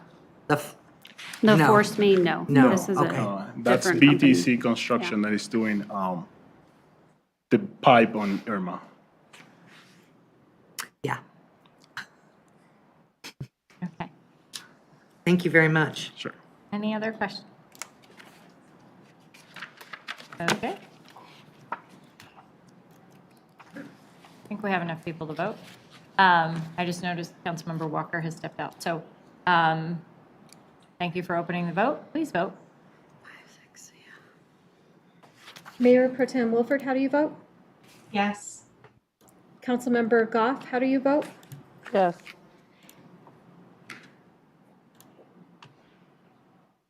Okay, I will close that vote, and CR 57 passes unanimously of the members present. All right, CR 64, 2022 Residential Streets Program. Joanna, will you read the title, please? A resolution approving an agreement between the City of Northglenn and Brannan Sand and Gravel Company LLC for the 2022 residential street program. Motion to approve. Very quiet second. Did you get that? Second. Okay. Daniel Martinez is back. Yes. So, the goal of the residential street program is to improve roadway conditions mainly in residential neighborhoods. This year, we are replacing over 12 miles of road, which represents about 10% of all the road miles of asphalt that we maintain in the city. So this year, again, we decided to award the contract to Brannan Sand and Gravel based on their performance in previous years and the quality of the product that we get and the responsiveness when issues arise. So if you have any questions. Kind of do. Councilmember Brown? I kind of do. Did you like that one? Now, I haven't opened up, honestly, the residential street program attachment, but does that list the streets that we are going to? I believe so, but we're replacing 39 streets this year, which is the most we've ever done. And city council appreciates that. It's an extensive list. I personally have a question. Are we doing Claude Court? Yes, we are. We are doing Yes, Claude we are Court? doing Claude Okay. Court, yeah. And that's going to be north, right, of 120th? Yeah. Thank you. From Is that a 120th mill overlay or is that a complete? Mill and overlay, Okay. yeah. Because I noticed that we did the slurry on it maybe 2 years ago. I I think we've appreciate it ever- that it's yeah. going to be done I don't this think year. we've ever done a slurry seal or a chip seal on Claude, at least in the 9 years I've been here. Okay. But yeah, it definitely needs it. Yeah, and I really do appreciate that. That's a roller coaster ride. Okay, those are my only two questions. Thank you. Do you know, I am looking through your attachment, through the attachment. Heather, is there a list of the streets that will be hit? It's in the residential street program map. It's attachment to, it's Thank a you. visual map that staff provided. So you should be able to just click on it and. Okay. I'm very proud of City Council for allowing extra funds to focus on our roads this year. I think we did a really good job with that, and it's going to make a lot of our residents happy. Absolutely. At least 12% of them. Any other questions? No? Okay, please open the vote. The vote is open. Please vote. Mayor Pro Tem Wilford, how do you vote? Yes. Thank you. Councilmember Goff, how do you vote? Yes. Thank you. I will close that vote, and CR 64 passes unanimously. Okay, CR 67, Denver Rescue Mission Contract Amendment Number 2 to extend the winter housing program. Joanna, will you read the title? A resolution continuing the temporary designation of the city's former recreation center as an emergency or community center operations facility and approving a brief extension to the agreement with the Denver Rescue Mission to operate the former recreation center as a temporary cold weather shelter. Motion to approve. Second. Okay, thank you. Rupa Venkatesh, the assistant to the city manager, is here to provide a summary. Hello. Good evening, Mayor and City Council. You may notice I don't have a familiar face with me tonight. Our Crisis Response Unit Program Manager, Jessica Holtz, she is on a well-deserved vacation with her family tonight, or this week. So joining me tonight, we have Deputy Chief Randy Darling in the room, as well as Tracy Brooks, who is the Senior Vice President of Emergency Shelter Operations with the Denver Rescue Mission, as well as Jessica Winslow, who is the Senior Director of Community Life with Denver Rescue Mission. So tonight, I will give a background and some key dates on how we got to this point, a brief overview of the winter housing program for the public's benefit, why this opportunity has presented itself, as well as the 5 keys that we needed to secure before we came to you tonight. And then we'll take questions and comments from council, and then council will consider a vote to extend the winter housing program through August 31st. So some general background information. On December 1st, we had a community input meeting where we explained what the program was with the help of the Denver Rescue Mission. We did have a lot of questions and concerns that we were able to address. We also conducted an open town hall forum online, and ultimately the community was supportive of trying this program out. So on December 6th, Council approved the agreement with Denver Rescue Mission through March 31st, and consequently, the county also approved funding directly to the Denver Rescue Mission. On December 15th, our program opened its doors. March 14th, Council provided a brief extension through April 15th of the program, which allowed us to gather community input and public input on whether or not we should extend the program through August 31st. So per council direction, on March 17th, we had our community update and input meeting, and I'll provide you the results of the input that we received. And also, March 23rd, our online open town hall forum closed after it was open on March 3rd. And then again tonight, you all will be voting whether or not to extend the program through August 31st. So real briefly, I know you all have heard this information several times now, but our winter housing program does house up to 25 folks. There are 20 full-time participants, and those folks are referred to us through the crisis response unit. One of the main eligibility criteria is that folks have to be connected to appropriate daytime activity. That includes having a job, going to job training, meeting with counselors, going to the day center, or having family or friends in the area. The other 5 are reserved for our police department, for them to utilize as emergency drop-offs. Our doors are open daily from 7 p.m. to 7 a.m. Dinner and breakfast are provided each day, and that's either done through community support or if the Denver Rescue Mission provides it, and then case management is provided by our crisis response unit. So I won't be going into this data as our program manager, Jessica Holt, she did this on March 17th at our community input meeting, and it's also included as attachment 2 in your packet. I did want to provide a quick housing update. So as of today, we have 2 participants that have been fully housed, 2 that I've identified housing, and 7 that I've identified housing support. So that could include transitional housing, sober living, inpatient treatment, or reconnecting with family or friends.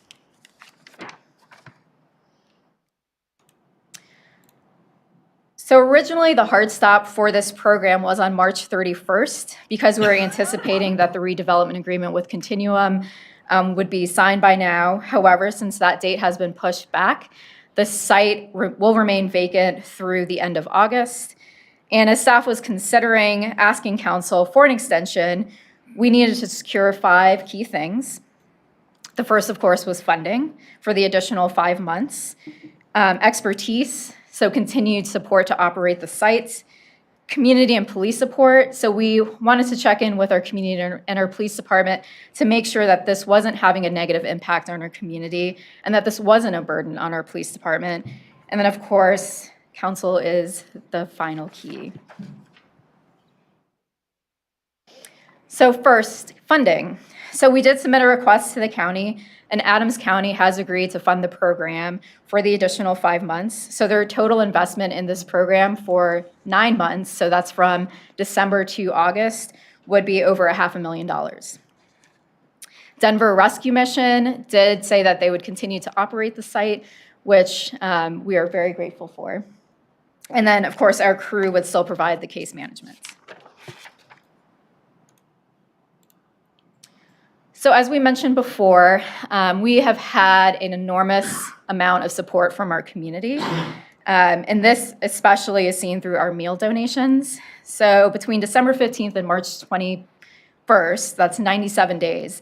Out of those 97 days, there's been 91 meals that have been donated by our community, and that's either dinner or breakfast. During our community input meeting, which was held on March 17th, we had 14 people in attendance, and that includes 3 council members and 2 folks that watched live on our YouTube channel. So the one email that was referenced a couple times tonight that had some concerns about people experiencing homelessness at E.B. Rains Park and at Safeway, I did encourage that resident to tune into the meeting, and because I let her know that we will be answering that question, and if we didn't address her concerns, to please let me know. She emailed me right after that meeting and said, and I quote, "Thank you. Definitely an eye-opener tonight. And I do love what you all are doing to help those you can."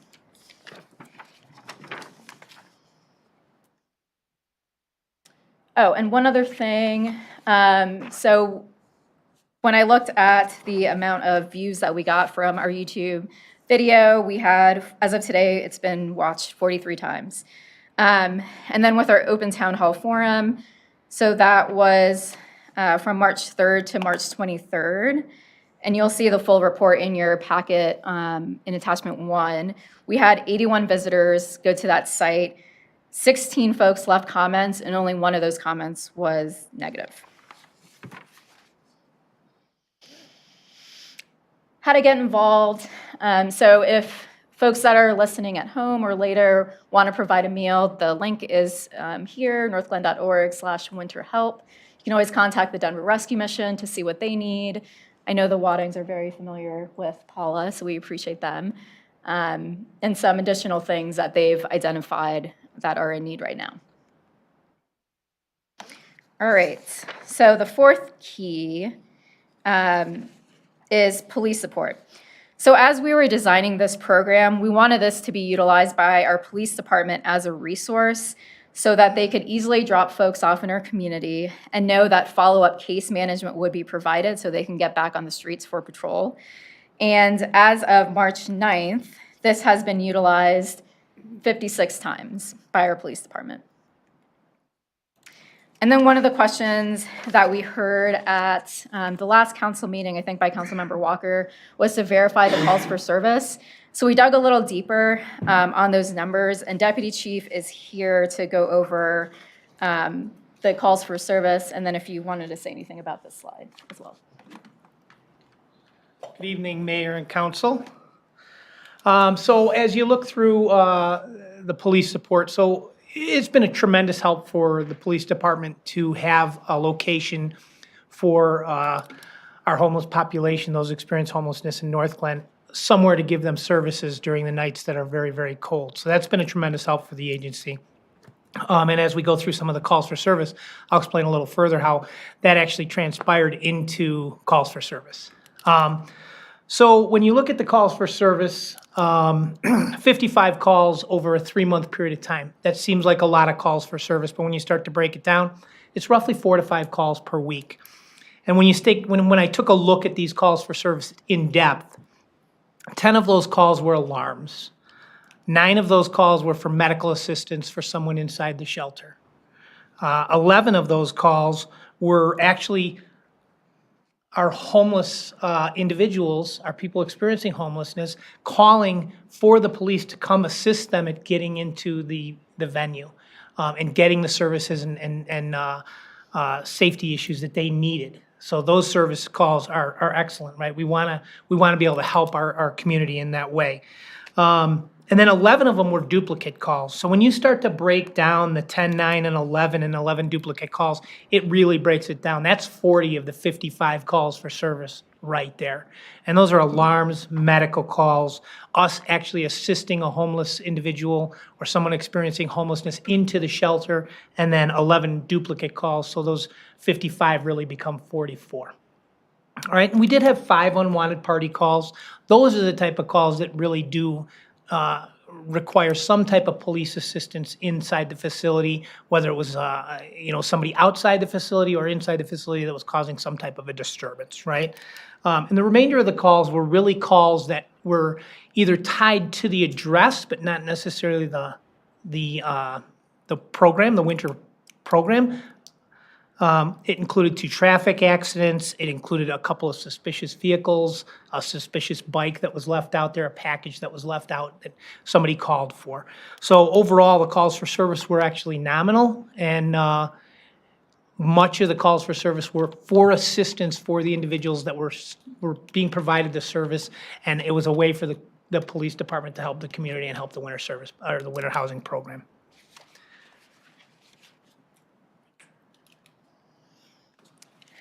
All right. Now the fifth key, council. So before I turn it back over to the mayor for questions and comments, I do want to say a few thanks publicly tonight. First, I do want to thank our police officers and our police department. So police officers are skeptical by nature, so I do thank them for being open-minded, compassionate, and solutions-driven. I also want to say thank you to all of our departments. Every single department in our city really contributed to this program opening on December 15th. And I want to say a special thank you to our Public Works Department. I want to say a special thank you to our community. You've seen them be incredibly empathetic and generous, willing to learn, and to be a part of the solution. So thank you to them. And finally, thank you to our council for having the courage to say, let's give this a try. So thank you to everybody. And with that, I'll turn it back to the mayor for any questions. Questions or comments from council? Councilmember Brown? I want to go on the record that I really like this program, okay? I find myself sitting back now that we've gone through and we've had this program. Was this, I'm questioning myself, and I guess it's some of the residents that have questioned me about it. Did we do enough? Our homeless situation is obviously increased in Northland, right? And I personally want to thank Debbie Tuttle for the email that she sent out. I've been up at the Safeway Shopping Center. It's very clean. It looks really nice. And I really do appreciate her putting forth the effort and getting those owners together to talk about the parking lot, but the homeless situation too. But the question that keeps nagging at me, did we do enough? I mean, we had quite a bit of PR on this particular instance, and word of mouth seemed to have brought people outside of the program, So they didn't have any resources. I'm not saying that they came to the front door of the program and were turned away. That's not what I'm saying. What I'm saying is, did we as a city do enough to help enough people, I think is what I'm trying to say. By limiting the old rec center to being just people who had jobs, community relations, things like that. I'd like to see us as a community expand what we can do, because that's going to, you surprised? That's going to keep those situations like what was happening over at Safeway, and I assume that's, that'll pick up again, and then we'll get it knocked down again. But I had a resident call me today about a homeless man that's sleeping in his car, in front of this person's house. That's how I knew that Jessica was out this week, because that's where, I was like, Jessica's there. But I wish that we could do more. We don't have space for tiny towns or anything like that. We have very little open space here. Mm-hmm. So I don't know what the possibilities are of expanding the program as long as we keep that building there. If it could be split to 2 sections, one for the people that are, been homeless less than a year and meet that criteria. And there's so many young people out there. There are so many young people, and there are so many young people out there. And a lot of it is drug activity and due to being addicted to drugs and things like that. I watched a drug deal go down in the Safeway parking lot 2 weeks ago. So there's more to it than just homeless that I wish that we could figure out a way to help. And I understand we can't help all the time. But I did have a resident reach out to me that he had taken his dog out for a walk. And when he had gotten to E.B. Rains to take the dog a lap around the lake, there were a lot of homeless people. I shared that picture with Heather. And that's really what set me thinking, is there more that we can do? What can we do to help that population that doesn't fit in with what we have planned for the rec center? And if this program was to continue, I'd like to see us expand it in some way, to help those poor, they're kids. If you go out and look, yes, we have an adult population, but we are overwhelmed with, I'm going to say, 15 to 25 probably as an age group. You know, what can we do to help them? You know, I spoke to State Representative Mullica on Friday night. He knows how hot I am about the subject of not only drug abuse, but what happens to these poor kids that find themselves in those situations and need help out. I'd like our city to look at doing more, you know, for the kids. I don't know if we do a separate side with an age limit. I don't know. I don't know what the answer is, but we did such a good job on this side, but we left people out that may have heard word of mouth without all the rules and all that. Oh, Northglen's got a shelter for you, you know? And then they come up here and then they're stuck still being outside, you know? So that's my only thing. I am totally for the extension. I would just like to go on the record that we need to do something for the homeless youth in this community. Because that, in my own personal opinion and observations, is where we have a lot of crime coming from and intimidation and things like that. So I will get off my soapbox, but I would like to see that as our next focus, homelessness with the youth. Thank you. Mayor Pro Tem Wilford? Thank you, Madam Mayor, and thank you, Councilmember Brown, for your comments. I think we can all agree that we all want to do more all the time, and so I absolutely hear what you have to say here. I think the unfortunate thing, though, is that we can't do everything. There is only so much that we can do as a local government, and I think that we've talked time and time again about the need for regional collaboration and coordination. And so my hope is that that is moving forward. And I know there've been a lot of great conversations and a lot of interest from other neighboring communities about the work that we're doing here in Northglenn and how creative and out of the box our thinking has been. And so I hope that that conversation continues. And I do want to say thank you to Adams County for funding this program, as well as funding the extension, because it really does allow us to, again, be creative, think outside of the box, and show that we may be a small community, but we can come up with big solutions to complex problems. And I think the other thing that's really important for us all to think about and know is that as the weather gets warmer, we are going to see more unhoused people in our community. That's just the reality of the world that we live in. But I you know, when I think about this program, I think about all that we've been able to accomplish since it was started last year. I think this program has been nothing but a win-win for our community. I have heard from residents that they are noticing a difference in our parks, that they've been really proud to volunteer, to take over meals, to donate, and to do what they can for folks. And, you know, I know that our unhoused neighbors are also getting the support that they need to be able to change the trajectory of their life. So I think that this has truly been an impactful pilot program. I'm thrilled that we're able to keep it open through the summer months. So, and I'll be really interested to see what we can do and what the statistics look like between a winter cold month only program and then the spring and the summer months, and what potential, what new challenges we might see, or ways in which this program might expand and find a home in another area of Adams County as we move forward with this redevelopment program. But I just, again, wanted to say thank you to staff and to the Denver Rescue Mission and Adams County and all of you as council members for thinking big on this. I will be an enthusiastic yes tonight. Excellent. So to piggyback on both of those comments, I reached out to Thornton sort of informally and received some feedback that I think was similar to some of the misconceptions that some of our residents have.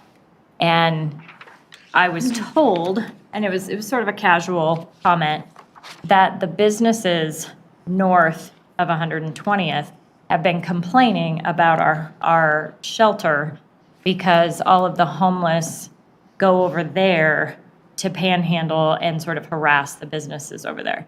And through that conversation, there was a clear misconception that the members of our program are not who they are. And so I do think it's important that we are really strategic with our messaging about the requirements for the program. I think that makes it really special and really unique. Because when I shared that, it was like, what? I said, well, no, they all have places to go during the day. They're not just released into the neighborhood. And I was able to, our, not the marketplace, what is that? The section where Panera is, what's that called? The promenade? Thank you. Yeah, Westminster. Westminster Promenade. Yeah. North. The promenade area, that we don't have complaints there from businesses. We're not hearing from our Northglenn businesses. So there would be no reason for the businesses right across the street. So that was a concern I had, and it was a conversation because it came up as how can we partner? And so as Mayor Pro Tem was speaking, I was thinking, well, we have an ad hoc meeting on April 6th. I don't know if that gives us even a 5-minute opportunity to say, hey, can we come to the table for a permanent solution? Because there are locations available within our neighbors, and so we need to talk to them. And so if it's not the April 6th AdCog meeting, I would say we try to highlight it as an agenda item for the following, because I know that agenda's packed. It is an agenda item. So that's It the is. regional conversation on homelessness through an MOU. Okay. So that is what the county is going to ask for all of the cities in Adams County to be part of this to provide a regional permanent solution. Fantastic. Okay. Yeah. My fear was that it was just limited to money, because money is a huge part of it. Yeah, there's no money actually included in the MOU. Yeah. Baby steps, right? That makes me very excited. Yeah. Because, the RTD park and ride and the tunnel, we're bringing homeless from across the metro area. Like they, take a bus and get off, and then they stay where the bus has dropped them off. So, to say that we have this large population of Northglenn homeless residents it's hard to figure out. I'm sure you've learned where their actual home city is. This program, the other thing I thought was interesting is I was thankfully saying crew correctly, but somebody else was talking to me and they said community response unit. And I was like, I don't think that's what it stands for, but I think that's an integral part of this. I was looking through the comments in the packet from, people that submitted comments online, and I think there's a misunderstanding that it doesn't have the level of support. I mean, it's truly helping people, and I'm so happy, and I'm an enthusiastic yes for the extension, but I have my sights set on where do we find the permanent, ongoing duplication of this? Like, not just here's another solution, let's do this instead, but literally let's take this model that you have perfected with your team and make it happen at a larger, more permanent scale, because I think it's super amazing. I would just add real quickly, Mayor, to that point, it's not just this model, but it's all the other models that we know we have gaps in services that we need to provide. So that conversation at a regional level is really looking at the county holistically and saying, here's where we have services and we don't have a lot of services. So how are we going to come together? And to Rupa's point, funding's not included. We've got to have the hard philosophical conversation. Yeah. Are we all willing to roll up our sleeves and figure out a solution? And here's all the different, you've heard Jessica and Rupa talk about all the varying levels of homelessness. So this model that we've perfected, as you noted, isn't the right model for everyone. So it's all those other types of facilities and programs and services that we need to identify and figure out how to make happen and provide for in Adams County. So a lot of work ahead of us. It's good work, though. All right, please open the vote. The vote is open. Please vote. Mayor Pro Tem Wolford, how do you vote? Yes. Councilmember Goff, how do you vote? Yes. Thank you. I will close that vote, and CR 67 passes unanimously.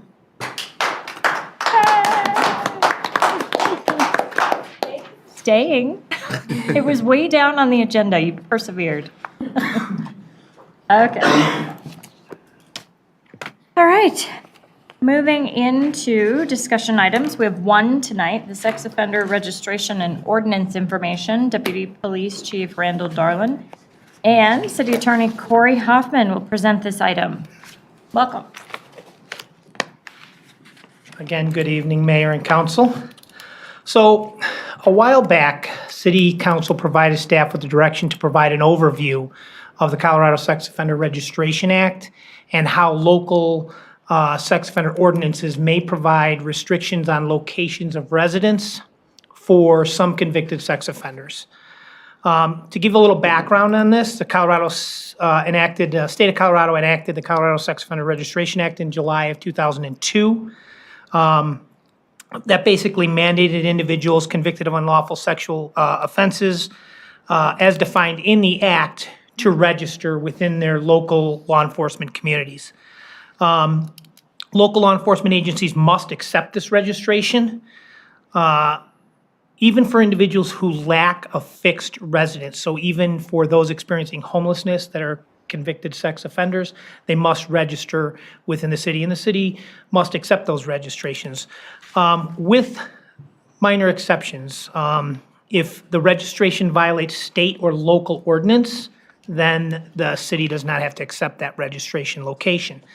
And this is where local ordinances really kind of come into play with Sex Offender Registration Act, because what it does is it provides local jurisdictions to identify areas where they want to restrict sex offender registrants from residing.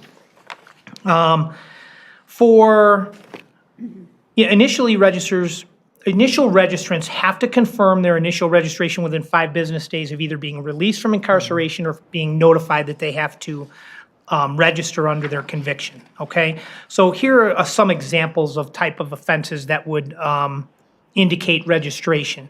Enticement of a child, internet luring of a child, unlawful sexual behavior to include sexual assault, sex assault of a child, human trafficking, indecent exposure, and sexual assault on a client by a psychotherapist, and engaging in sexual conduct in a correctional institution, along with others. Those are just a few of the different offenses that identify that must be registered through the Act. So enacting a local ordinance that identifies restrictions on the location of residences for individuals who are required to register under the Colorado Sex Offender Registration Act could provide maximum protection of the health and safety and welfare of children in the city of Northglenn. Currently, there are 95 registered sex offenders who reside in the city of Northland. 5 of those have identified as individuals who are experiencing homelessness, and they register with us on a regular basis, all right? The city has a compelling interest to promote, protect, and improve public health and safety by prohibiting certain sex offenders and sexual predators from establishing temporary or permanent residence around locations where children congregate. The type of areas we're talking about are parks, playgrounds, schools, daycare centers, recreation centers, public swimming pools, or properties that are located adjacent to designated public or private bus stops. At a future meeting, the police department will be bringing forth an IGA for SOTAR, which is the Sex Offender Tracking and Registration Group. That is a program that is multi-jurisdictional. It's multiple jurisdictions throughout the state of Colorado that utilize data sharing to track those that are required to register under the Sex Offender Registration Act. So we'll bring that forward in a future process. That's an IGA that we would bring forward to kind of enhance what we do now with sex offender registration and tracking, to provide this additional information. It provides an opportunity for us to track outside of Northland as well, but to have the individuals that have movement from community to community. It allows us to track them a little bit more efficiently. Any proposed ordinance needs to really consider distance limitations for offender residency. For example, prohibiting sex offenders from residing within 1,000 feet of a school or a park or a daycare center, or within 500 feet of a bus stop for a school. Exceptions to the ordinance would likely be necessary. So, for example, established residency prior to the effective date of any ordinance that was passed, that would have to be grandfathered in. If a foster care location was identified that was accepting foster care residents, that would have to be allowed. And you really cannot provide a distance that would effectively eliminate residency within the city of Northglenn completely. And to that, if you look at the maps that were provided by our planning section, they did a real nice job putting together buffer maps for you. There's a 500-foot buffer, a 1,000-foot buffer, and a 1,500-foot buffer. Under the 500-foot buffer, you can see, based on the colored map, quite a few areas where residents could reside within the city of Northglenn. If you push that boundary to 1,000 feet, and again, here we're just using schools, parks, open spaces, daycare centers, and school bus stops as our indicators for restriction of residency. When you push it out to 1,000 feet, you really start to see how that amount of distance really starts to limit residency within the city of Northland. When you get into 1,000 feet and even 1,500 feet, almost effectively eliminates it completely. If you were to use the distance of 1,500 feet, I think that the ordinance could come under significant challenge. If you use the 1,000-foot distance, still a strong possibility for significant challenge. The 500-foot buffer, again, Corey would be better on this particular point, but it provides an adequate amount of space for residency for sex offenders within the city of Northglenn, and would probably be able to sustain any type of challenge as far as like an overbroad restriction on residency within the community. So with that, I would be happy to take any questions you might have on this topic. Corey, did you want to add anything? I don't think so. I'm happy to answer any questions, but I think Deputy Chief covered everything. Well, I wanted to note real quick, for anyone who's interested, I do appreciate that the registered offenders map is actually on our city's website. And I don't know that every resident knows that. So I do appreciate that. Councilmember Brown? 500 feet, half a block? Roughly, yeah. It's about a half a block, I would say, best guess. For me, the planning department would be Brooke would probably be a better. We've talked about this a couple different times, and every time I've talked to Brooke about it, it seems to be about a half a block. And I guess I would point out that the whole purpose is to keep sex offenders who are required to register from having to be too close to a place where children are most likely to congregate. And so the distance limitation does two things. It creates obviously the buffer, but it also identifies that if people are continuing to be in this location, it's another tool for the police department to say, why is that individual hanging out there? We know he doesn't live within 500 feet. This is someone who's required to register. So it's another tool for law enforcement. So it's kind of both purposes. So are we looking at creating an ordinance for it? Because we don't have a limitation on it right now? That's correct. You have a draft ordinance in your packet. Okay. I thought we had a limitation, but I guess not. The city in the early, about 23 years ago now, 22 years ago, adopted an ordinance prohibiting multiple juvenile sex offenders from residing together. That ultimately was found to be unconstitutional by the Colorado Supreme Court for exactly what Deputy Chief was talking about. It was addressing where the state placed foster children. And so the court found that the city was intruding on state regulation. So if you were to consider this ordinance, it has that exception that if the state places someone, we can't regulate that. If we were to pass an ordinance, what would happen to people that are already living, say, per se, 500 feet from a park or a school or? Those folks that were living there currently would have the opportunity to remain in their residence, but if they did not re-up their lease, if they were renting, or if they sold the property, then it would be subject to the ordinance. Okay, so they would be grandfathered in, basically. Yes, yes. Thank you. Councilmember Walker? Thank you, Mayor. Deputy Chief, I understand what you're saying about the 1,500-foot buffer. I mean, that is 98% of the city. And this is kind of a question to Corey, too. When I look at the 1,000-foot one, though, you said there'd still be significant challenge. I mean, how significant of a chance that we run into? So we have one case in Colorado that specifically says that this type of limitation is constitutional, and it was arising out of the city of Englewood, and it was because it did not have the effect of excluding sex offenders from having residential opportunities in Englewood. And so the question is, does it limit those residential opportunities too much?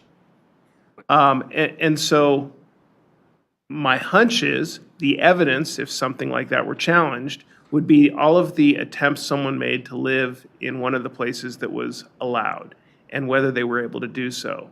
And it doesn't have to be a straight distance limitation for every use.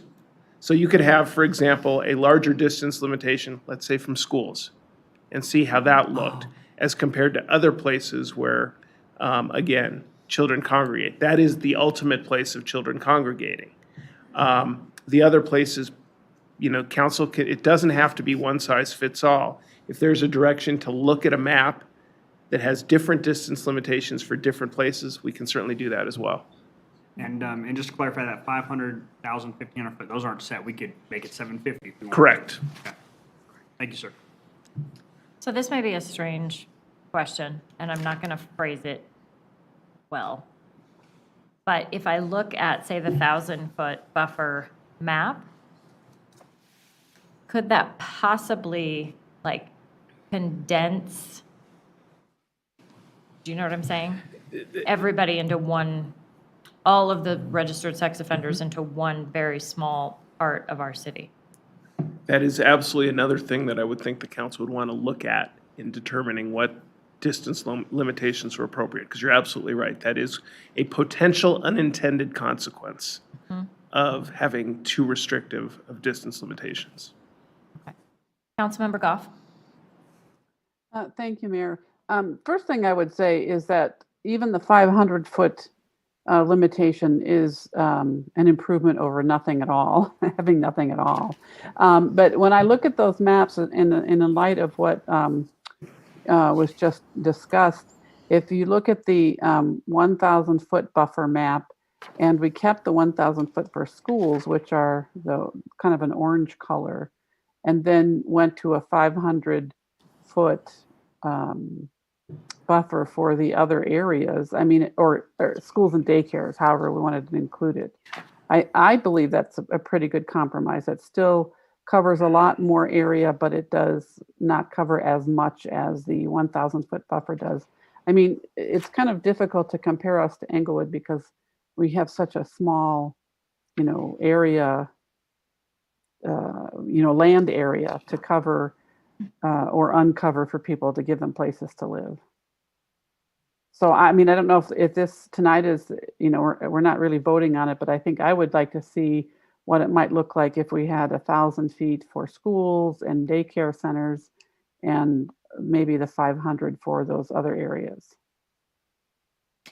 Councilmember Goff, I think that's a fascinating idea. It didn't even occur to me to mix and match, so thank you for bringing that up.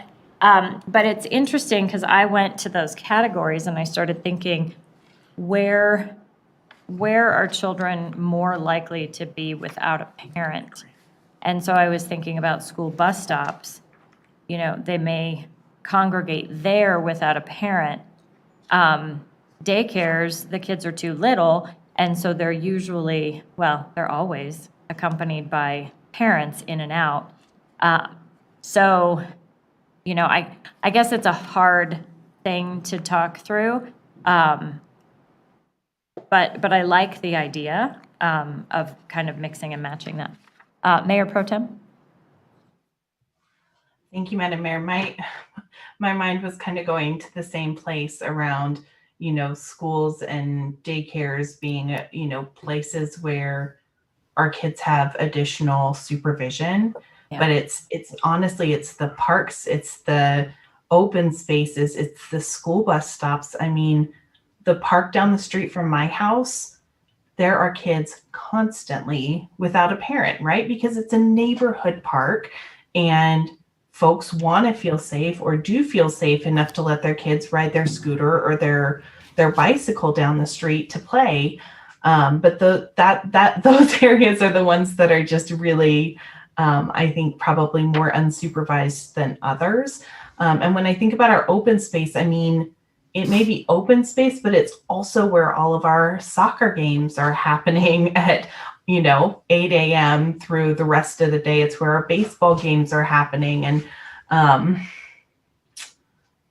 I guess I appreciate the map and I want to mix and match, but I'm also so hung up on the fact that, you know, all of these places, for better or worse, you know, could be more vulnerable, but I don't know that I have a specific point here that I'm trying to make, just in that, like, this is a tough conversation. I'm glad that we're having it and I want to do something. With the schools, one thing to consider with the schools is it's not just the school proper, but many, to Mayor Pro Tem's point, many children walk to and from school on their own or in small groups. So that buffer is an important buffer, even though once they get to school, there's a lot of supervision and protection. But that movement to and from school is a vulnerability to be considered as you consider the ordinance. Yeah, the difficulty is that eliminates most of the city. I mean, that's the reality, unfortunately, is if you used a walk to school route, it's going to end up having the effect of prohibiting sex offenders from residing in the city of Northglenn. So as I'm listening to this conversation, schools are clearly an area where no matter how many staff you have, there's no way to supervise all the children. I heard schools, I heard parks, and I heard bus stops as the area that might have the enhanced distance limitation. I guess my recommendation would be to have the city come back with a map that has the 1,000 foot for the parks, schools, and bus stops, 500 feet for the remainder, and look at that to determine if that gives enough locations in the city, not in a way that disproportionately impacts one neighborhood, to the mayor's point, but has enough places throughout the city that the ordinance could withstand scrutiny. Yeah, I'm more concerned about funneling sex offenders into one specific neighborhood. I think that's super dangerous. So I don't know mathematically how to do that. But I think it's something to consider. So, Councilmember Goff? Thank you, Mayor. Another question I have, as this is brought back to us, is if there's any way we could see some statistics as to where these kind of crimes most often occur, if that would help us make a decision or not. Or maybe there is no, like, one place that's overall, more likely to have something bad happen.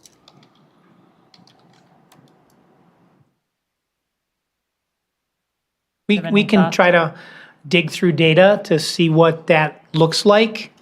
I suspect that the majority of that data is going to come into some type of a residential location, a residence itself. And then we could try to map those within 500 feet or 1,000 feet or some other form to see how it really directly affects that specifically. The ordinance is really more about providing just, that safety zone for areas where children tend to congregate than identifying the specific locations the offense occurs, because it's so specific to opportunity. It's truly a crime of opportunity. Yeah. So, Well, and a lot of them are people in a position of trust. So, Corey, can you speak to, so I'm looking at the Northglenn map in particular with the green pegs and the red pegs. There were laws recently changed, because they were pretty harsh for a bit, where people may have to register as sex offenders for like taking inappropriate selfies and sending that to somebody else. That used to be a more serious thing, and now it's not that. So I'm looking at some of our dots. I mean, for example, a dot in my neighborhood has been there for 11 years, same place, the green dot. It's, 3 houses from a park. So I don't know. I mean, I think the map changes from green to red being more of a serious violation. Maybe it's a hypothetical question. Like, I just wonder how many of the green dots in our own city were from previous harsher legislation than now. I don't think they're from previously more harsh registration. Let me read you the definition of registered sex offender under the draft ordinance, because I think this would identify who this would be addressing. Right. It is a person who's been found to be a sexually violent predator, so that's one. Or any person who's required to register as a sex offender and has either been convicted of a felony for an offense requiring registration, has multiple convictions, or whose offenses require registration involve multiple victims. So to your point, it is not going to be a single misdemeanor of someone taking a selfie. That would not qualify as someone that was within these distance limitations. So this is intended, again, to the city has to show that it is acting rationally, and part of acting rationally is to try to be somewhat targeted and not all-inclusive. So the definition of what would be a registered sex offender does attempt to address those more serious sex offenders defined in those categories. Okay. I just noticed one of the green dots said something about as it existed prior to July 1st, 2000. So I don't know, if that individual moves. Yeah, okay. Well, a couple things that I would note, and I appreciate, I think, Mayor Pro Tem elevating this, is that I do think all of our residents need to know that this map exists, that it is on our website, and that it is important. If you have small children, you need to be aware. And I haven't heard from all council members, but I feel like I'm hearing a desire to move forward in some way with this. So if I can paraphrase a little bit, I heard a request for more data, if that's helpful, maybe to disaggregate the categories of schools, parks, open space, daycares, and bus stops, to maybe try to, I don't know, even if it was national statistics, and then maybe more options that aren't just straight across the board with the same. Everybody gets 1,000 feet, everybody gets 500 feet, as far as the categories go. And that we heard multiple times that we don't want to completely cover the entire city because that puts us at risk.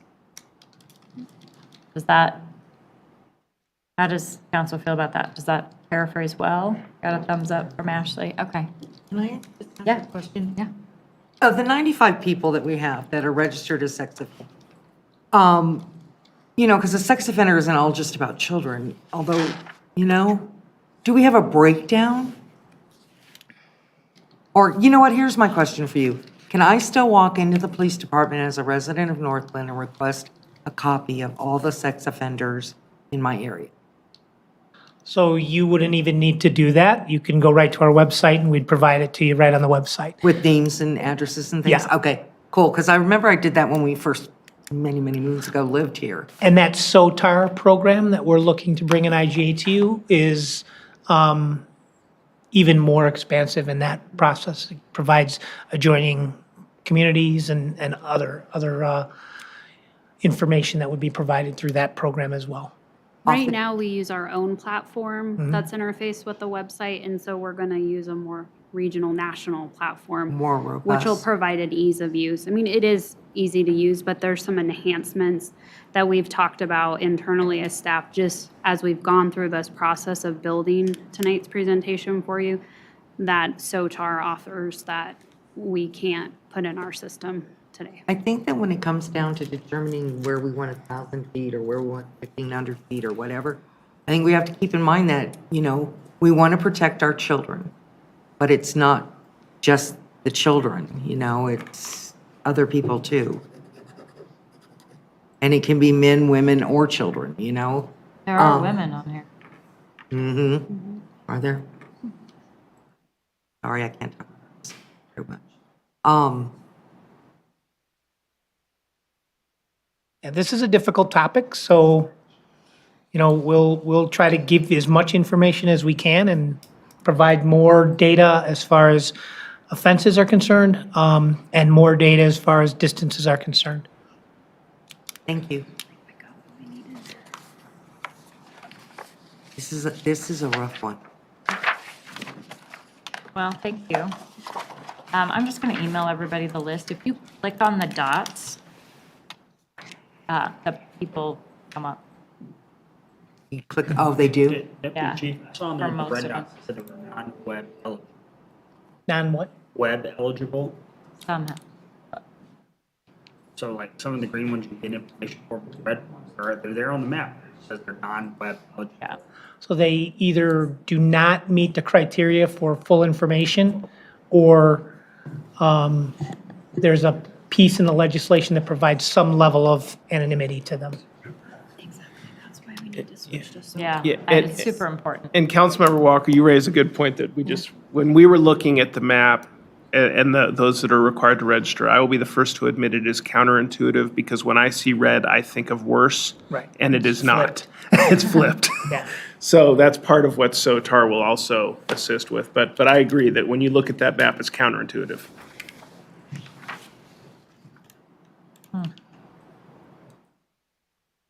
Interesting. I don't know that I would agree, but okay.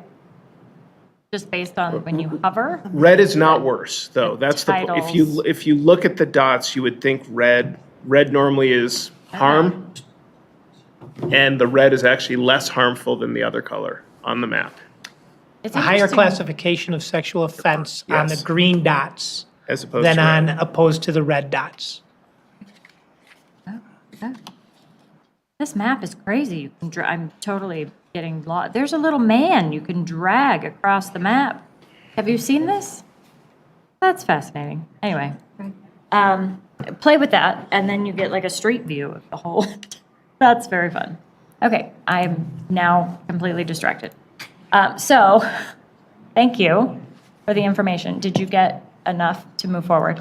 I think so, yeah. Okay. I think I can work with Corey and we can identify what you're looking for. Okay, perfect. All right, public invited to be heard. This is an opportunity for public comment. Statements are limited to 3 minutes per speaker. Comments must be related to an item previously addressed by the council during the meeting. Is there anyone in the audience who would like to speak to council at this time? No? Our two special guests. Thank you for being here. Okay. Okay. We are going to move into executive session. So I will entertain a motion to adjourn to executive session. 1, pursuant to Section 4.5D of the City of Northglenn Home Rule Charter for legal consultation and advice regarding the Rangeview Library District. And 2, pursuant to Section 4.5D of the City of Northglenn Home Rule Charter for legal consultation and advice regarding the park naming policy. Motion to move to executive session. Second. Please open the vote.